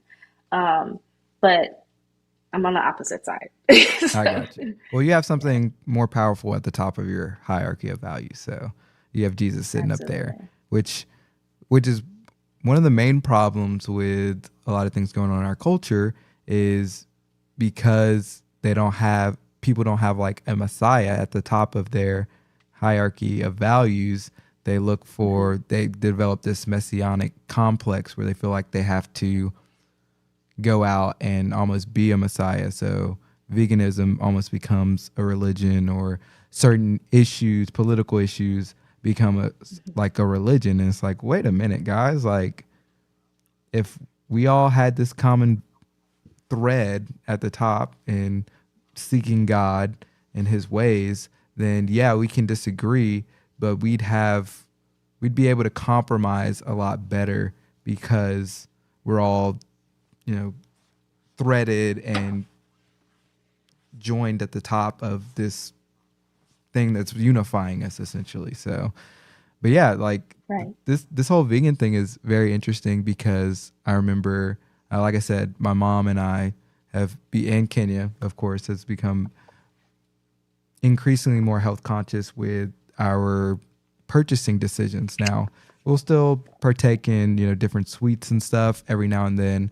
And sometimes we gotta, watch it and be like, hey, can't binge on this. But especially when it comes to just like the main diet. And so like I'll still eat meat, but when I eat meat, I make sure that it's grass fed, grass finished. So generally I buy my meats from the farmer's market. And I know the local farmers that, do it, and have a good relationship with them as well, so that I know that the stuff that I'm putting in my body isn't like, have all these chemicals in it, or they were raised on steroids, different things like that, because it does make a huge difference in how your body will respond to it and how you will feel. And so, and it's also very interesting that how different people's respond to different diets, right? And so Right. there's a guy on the internet who only eats steak and something Right. I else. saw that carnivore diet. Yeah, They just eat meat and eggs. yeah, but that's like their body responds to that well, and it's like Yeah. it's crazy. And then and if they try to eat like a plant-based diet, they'll have all sorts of problems with their gut and everything. And so it's just super interesting, because people will essentially, like a religious faith, will say like, this is the best diet and this is the best diet. And it's like, no, I see countless examples of people responding positively to all these different diets. And it's not like they just were like, hey, this is my diet, I'm just going to follow this. It's like, no, these people have tried different diets, because maybe they've had certain issues, or maybe they found out, like you, that they were allergic to certain things, to where they have to make a decision on like, hey, like I got to steer away from this. Let me just try this. And so, yeah, it's very interesting. So I think it's good that you're partaking in this lifestyle, and you're reaping the benefits of it, but you're not so engrossed to where you're like, no, this has got to be for everybody. And if you're not a Right. vegan, I can't stand, that's where I used to people be lose like me. that. Oh my gosh. Let Really? me tell you. Tell me about When that. oh my gosh, when I first started, I watched a video about how this guy went vegan overnight. And then I watched that video, and I saw everything of what happened in the dairy industry and the meat industry. It just made me sick to my stomach. It really made me develop so much compassion for all these animals being slaughtered, and of how they were being treated. And I still think it's a wild thing, because with the dairy industry and with the meat industry, I think it is overgrown. I think people are consuming way too much meat, because back in the day we weren't really consuming that much meat back in the day. It's just because we just didn't get it that often. Right. And I think because now because you had to go people, out and actually like hunt the animal and then bring right, it back and prepare. Yeah. right. Yeah. And now people have such a huge push. It's really people are not eating as much beef now. People are eating more chicken now. But even with that, Yeah, I don't think that chicken's as means good that, for you as but but that means yeah. like just such an overgrown population of all these chickens. Hmm. Now these chickens have to grow faster. Where are we going to get all these chickens? Now we have to pump a bunch of steroids in them, to make them grow faster. Hmm. And just seeing that, just it hurt me. It did, Yeah. but I threw out all of my meat, like all animal products. I was like, I'm going vegan tonight, and I bought a pack of tofu, and I seasoned it, and I put it in the air fryer, and I said, I will make this work. But it was that's literally how I started. I started from such a skewed perspective on people are killing animals, therefore I must have some type of activism of not eating these animal products. And now I'm seeing myself judge my mom, I'm judging my sister, I'm judging people who are eating meat, people who are consuming dairy. And it's just like, don't you know about this? And it's basically where it's a I'm woke type of thing. Right. And how can you not see all this? How can you not see that this is destroying the environment? And it was to a point where I had to submit my food lifestyle to God because I was making that a God. And I didn't realize I was making that a God. Wow. And it was to the point where I really just had to sit with myself and say, Josh, why are you doing this? And so that's when I really started to really just be to myself and really just start to discover more recipes. And that's when I realized I don't have to be as judgmental to people who are eating meat because, if they're eating meat, they're eating meat. If I'm not eating meat, I'm not eating meat. There's one scripture in the New Testament that was just basically saying that basically to not judge people off of that diet, right? Right. But also there can be people that will counteract that scripture with another scripture back in Genesis saying, with God saying, let all this fruit be your meat or something like that. Like, let this fruit basically feed you and make this nutritious for you. And so that's where a lot of people get being raw from. But I really don't think that God called us to be raw because we are missing so many nutrients and vitamins from not from cooking our food. And when you're not cooking your food, we're missing so many nutrients and vitamins. So honestly, it really just depends. I really feel like God called me to eat more plant-based, mainly because there are a lot of generational curses that are on so many people's bloodlines, and it has to do with people's diets.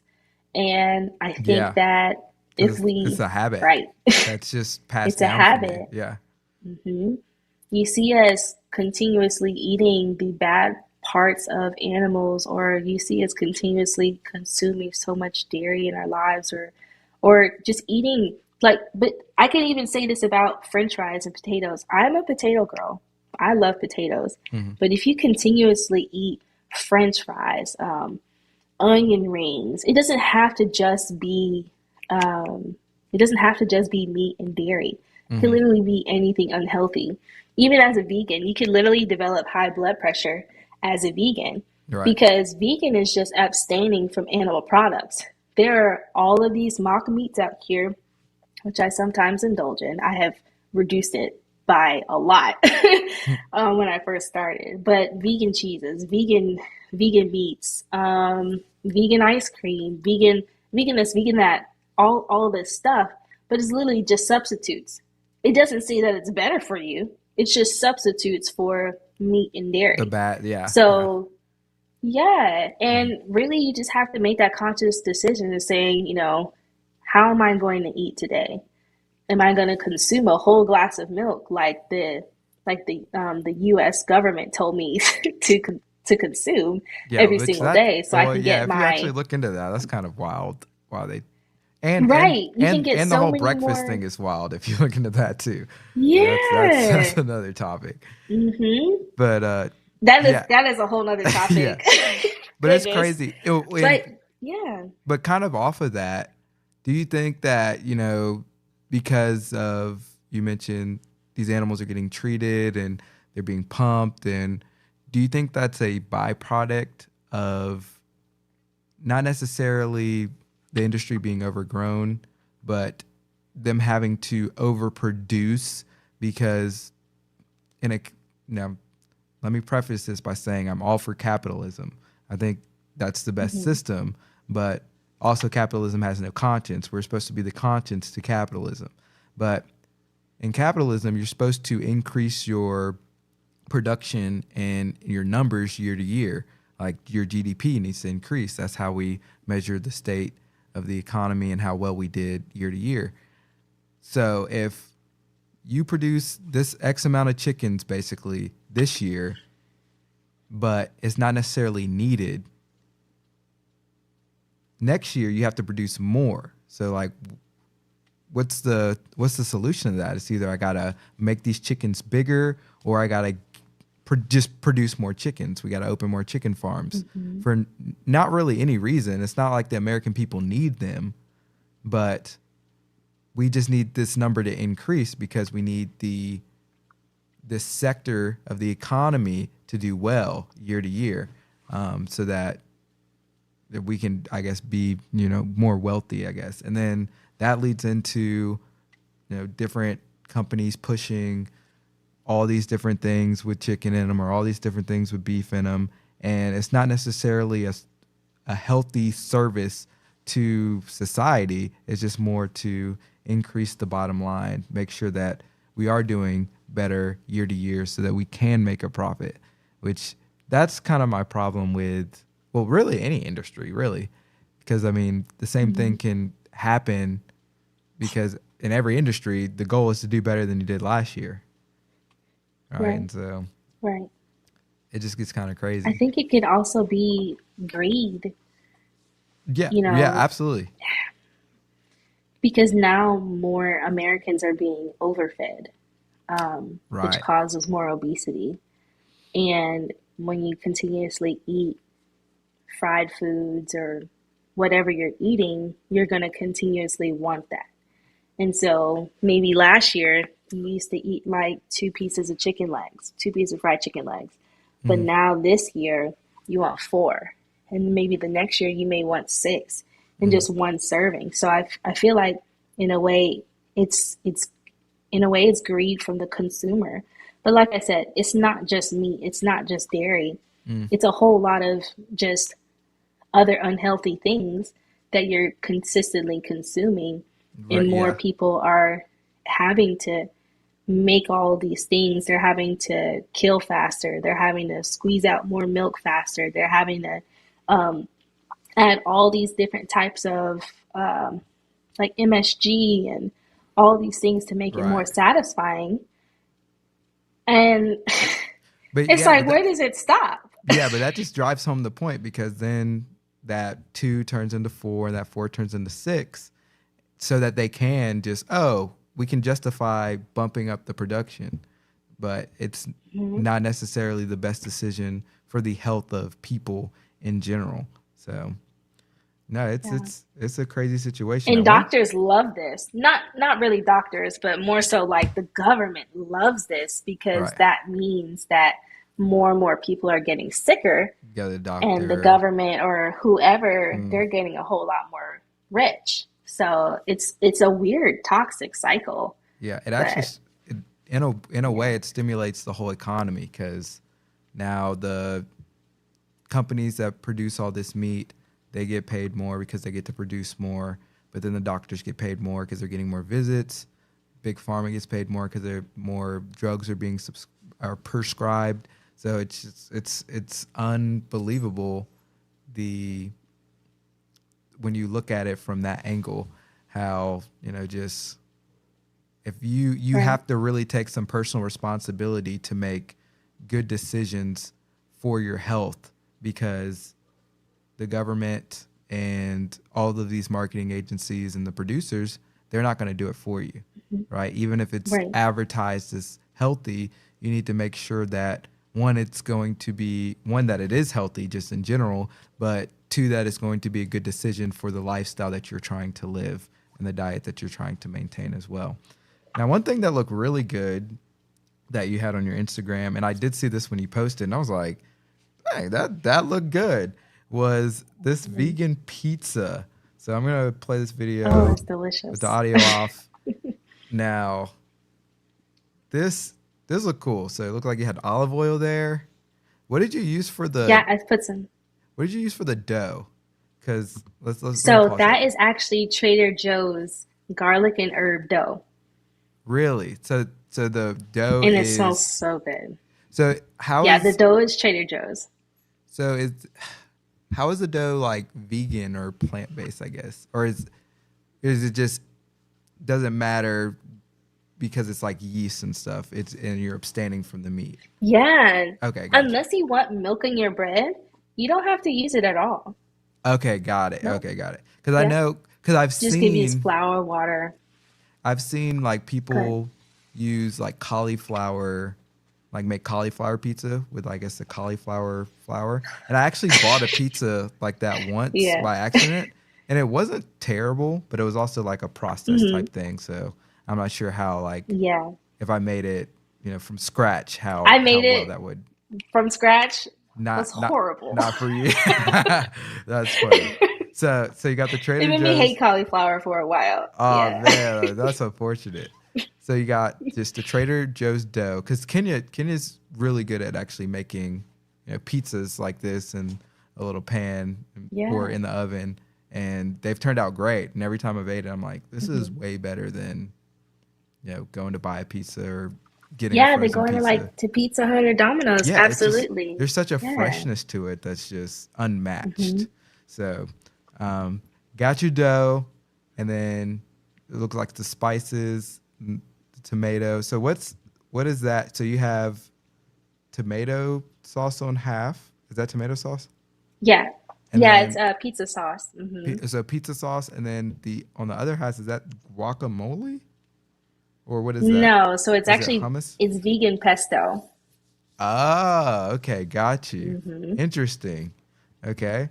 I've had this obsession with vegan pesto, or just pesto in general, honestly. But wow. So I love to put pesto on my food all the time. And so you just went crazy with this. What was that you just? I do. So I put anything on my pizza, really. If you catch me at Mod Pizza or maybe Blaze Pizza, I top my entire pizza with so many veggies, and I don't care. But the last thing that you saw me drizzle, that was a glass jar of sun-dried tomatoes, and I poured some of the oil from it. To like okay, sort that's of, good. To seal it in, yeah. My mom does that in the salad. So she'll make big salads a lot of times. And honestly, the salad, like, they remind me of the toppings to this pizza, where it has like sun-dried tomatoes. A lot of times she'll put in like a fresh pear or an apple or something to give it the sweetness. Olives. And generally we'll have like whatever meat.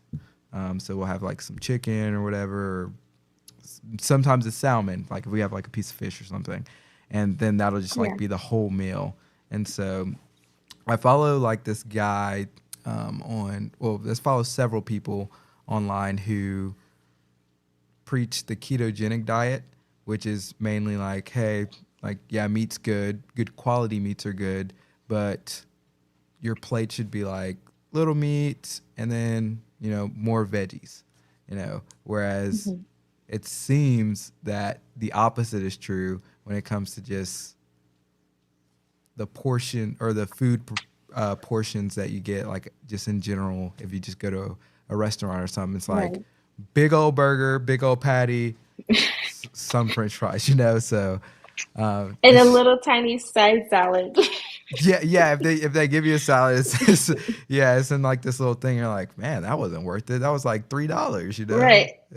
Yeah. I went because I remember I was trying to eat healthier, and we went to and this was like when I was in high school or whatever. But I was like, I was playing travel baseball, and when you're playing travel baseball, you're not eating home cooked meals, so you're going to fast food restaurants a lot. And I was just tired of French fries. I was just like, I've had enough. I can't do it. Can't put it in my body. So I was like, instead of French fries, I'll get the burger. And I was like, oh, they got apple slices. I like apples. They gave me the smallest bag of apples with the little.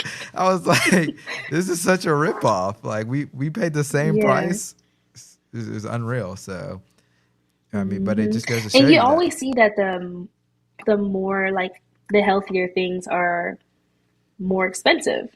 Like if you go to a McDonald's, a salad is what, maybe $7 compared to I can get a Big Mac or I can get like a the meal. double cheeseburger for two. Yeah. Right. It's crazy. It's wild. It's so skewed. Man, that is wild. So But vegan food is expensive when you make it luxury. like when you start adding all the stuff to it. Oh, you got fresh. Yeah, like fresh vegan meat. Were those fresh bay leaves? What was that? What was that? Basil. Basil. Yeah, Oh, it was perfect. basil. I used to have a plant of basil when I lived. Like it was in like high school. I was like, oh, I'm gonna grow vegetables, and I had a plant of basil, watered it, and we actually used it in a couple different things. So yeah, I love basil. I love fresh Heck herbs yeah. and stuff like that. So yeah, That was from my plant too. And she nice. unfortunately died right when I moved to Texas. Ah, Yeah. man. But yeah, great recipes. okay. Like Yeah. Miracle was mentioning earlier, just unbelievable. What can people expect? I know we played your promo reel earlier. What can people expect in that vegan course that you have to offer?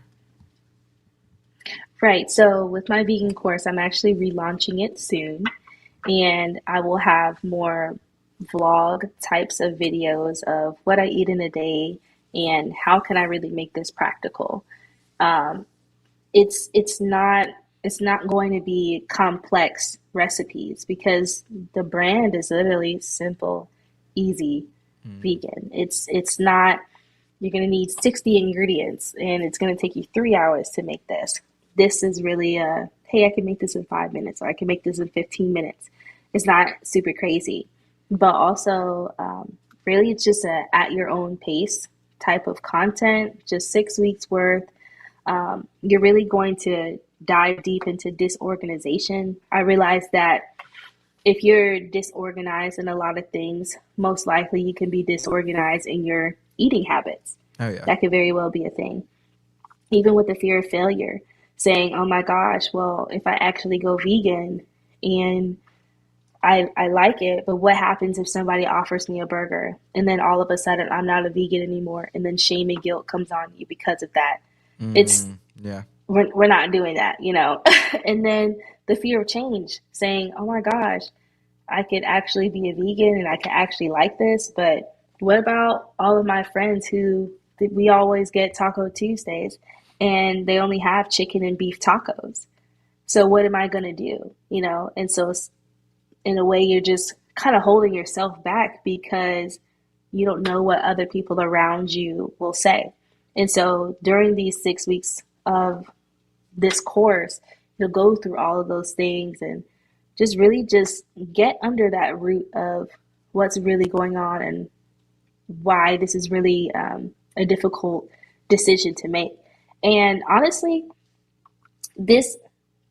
yes, the label says simple, easy, vegan, but also this is a healing journey because there are multiple tiers of what you're going through while you're going through this course. It's really going to help heal your body mentally, but also help heal your body physically. That's in awesome. my opinion. And it just happens to be vegan. So Nice. yeah.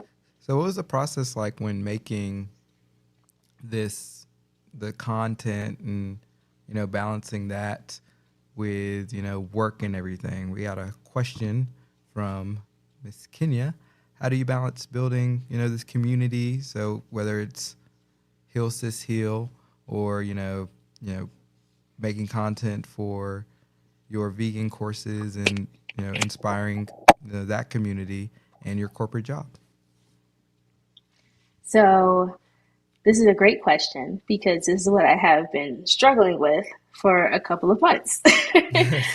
Consistency is something that it's just really been really difficult for me because I have just recently moved to Texas, and now I'm not around my friends where I can bounce off ideas all the time. And I mean, yes, my sister is here, but in a way, I'm sort of like in this bubble, and I'm trying to figure out, well, how do I make time for my women's ministry? How do I make time for Simple Easy Vegan? How do I make time for going to my job and being able to balance everything? How do I do that? And it's just been so difficult. It's been to the point where I'm thinking that I may have ADHD, and I don't know how to do it. Right. So just talking with my therapist, she was saying, like, just take little things at a time. There are times where I can get very overwhelmed, and I will just completely stop everything. And that has been a cycle recently. Well, not recently. It's been a cycle for quite some time, but just trying to get out of the habit of that.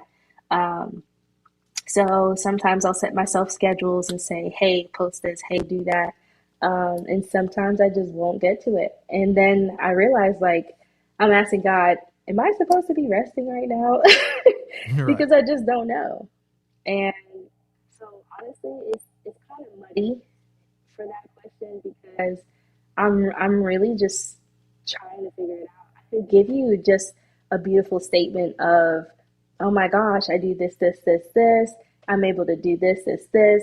But sometimes I wake up and I say, I am not going to the gym because I am exhausted. And then I get to work and I get home and I may cook dinner, I may not. Right. Or I noticed that once I moved to Texas, I really stopped posting a lot of content in general, posting food videos, recipes, just ministry content. I just realized that I've just been just blah. And it's such a weird space because obviously I don't want my mental health to get super super low, but I just want to make sure that I'm being able to show up for my community, um, not to the point where I'm burning myself out. And so I would say rest when necessary, but also create yourself a schedule. And if you need to create a bunch of things on just like 1 to 2 days and be able to push it out and basically stagger it out in a way, then I think that's a really great idea. If you don't really have the time to do things once a week, when you feel that motivation to do it immediately.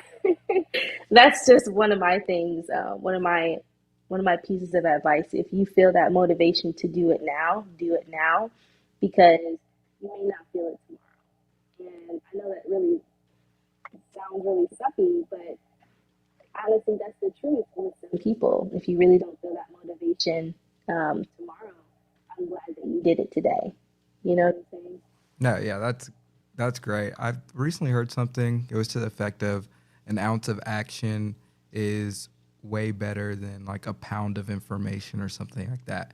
Because when you take action, you're actually progressing and moving towards the goal of why you even acquired the information in the first place.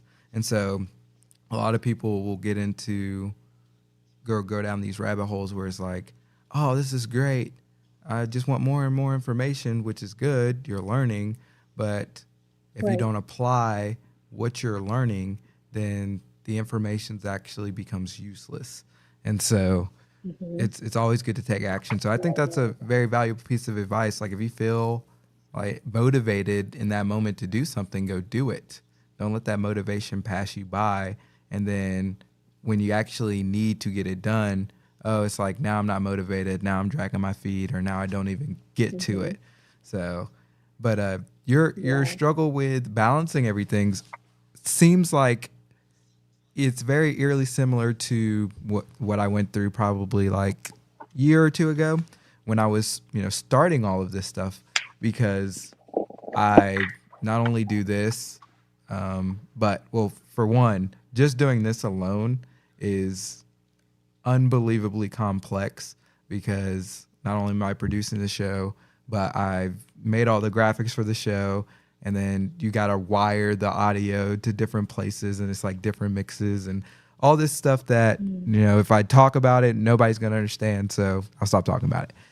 But not only am I producing the show, but I got to make the content too, and then be conscious of like if something goes wrong, like how do I navigate that? So it took me a couple years to like figure out, okay, I can design a good show, but I also got to be able to handle producing it and actually providing value, and being able to talk to the level that I'm able to communicate.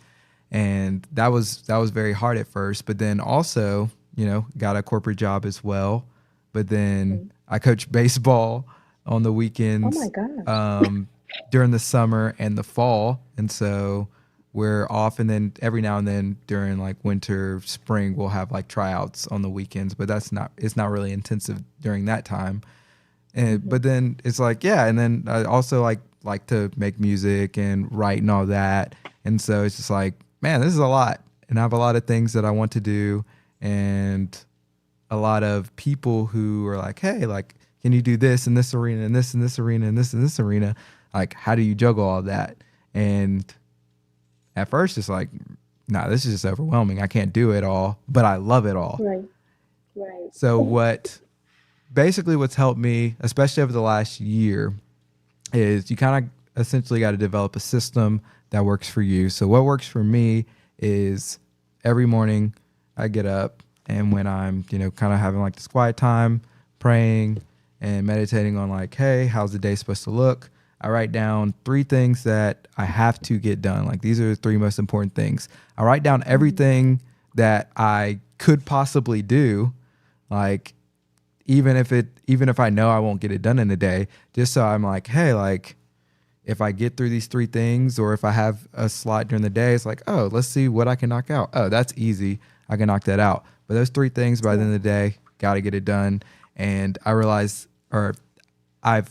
that's really helped increase like my productivity on like just getting things done, so that I can always have forward momentum. Because it was really hard to be consistent, especially even at the beginning of this year, with just producing content, because we'd have shows and we get ready to do them, and it's like, oh, technical difficulties, or then it was like, oh, we're motivated, or now we're past the motivation, we're tired today. It's like, Right. it's like, no, we got to put it out. And yeah, exactly. So in order to combat that, now we film in such a way to where, okay, now we can chop this long video that we're recording or producing live into a bunch of different segments, and we can put them out during the week. So now we have a video that literally comes out every single day, and it's just from filming 1 to 2 times, or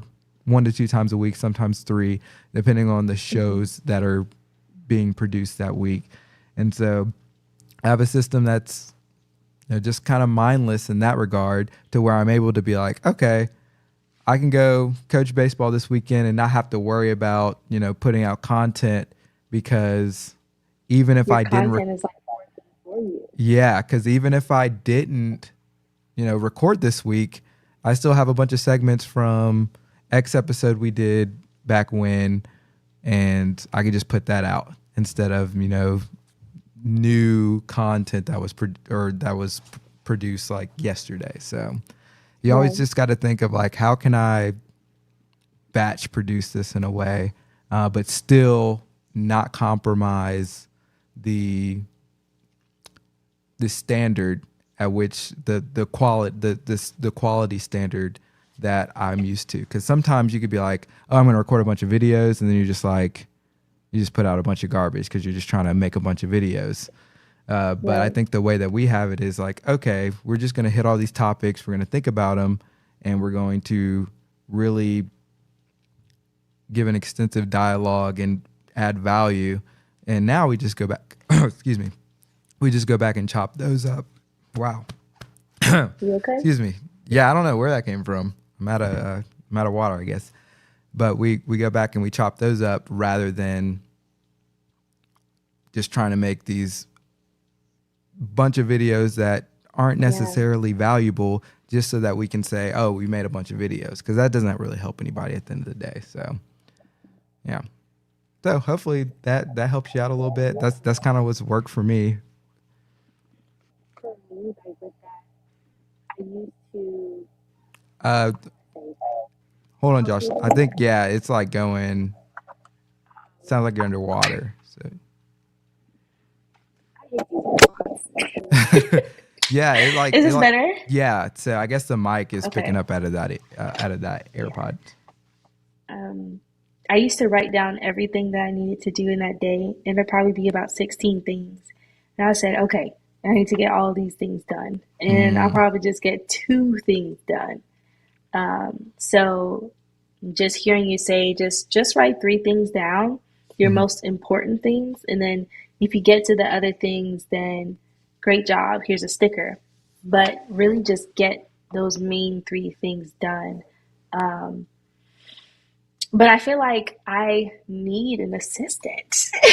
Oh yeah, no, like with what you have going, but yours is like stretched out over multiple domains, so you need like somebody to help you. So like, I mean, and for me, to be fair, I have Kenya as well, who helps me with the channel. So I can always say like, hey, can you help me with this? Can you help me with that? Or like, hey, can you maybe like quickly cut this video or something like that if needed.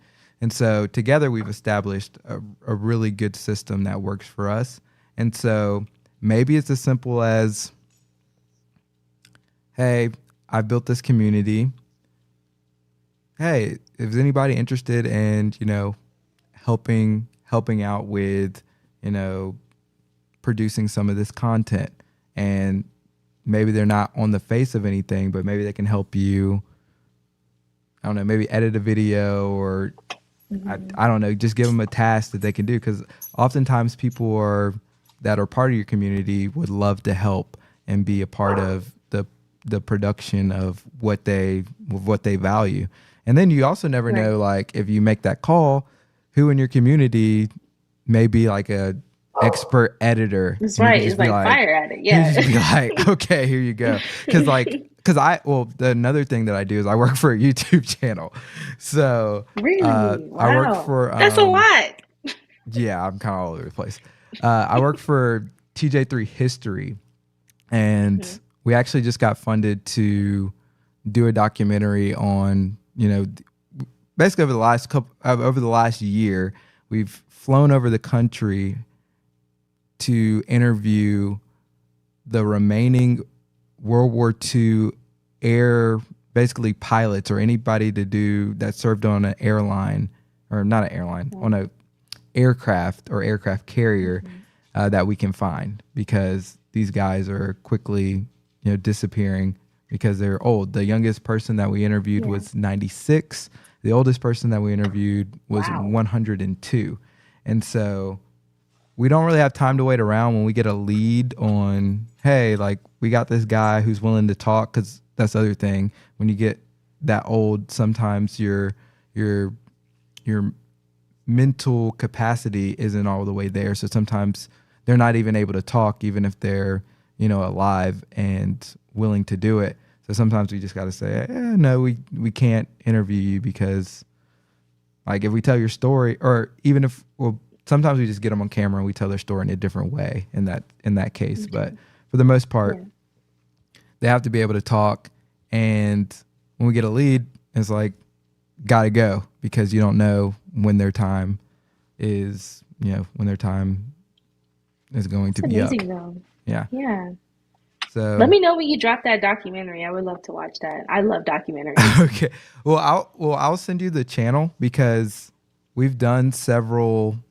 So what my role in it is, I have all the cameras and stuff. So I shoot and color grade the actual interviews. So anything pretty much in person that's filmed is what I do. Mm-hmm. And then what Trent or TJ does is he, along with putting and editing the videos, is he runs like this flight simulator that basically looks like CGI, like animations, and that's how, and he narrates over it, and that's how he kind of makes his YouTube videos. So it's kind of a combination of both.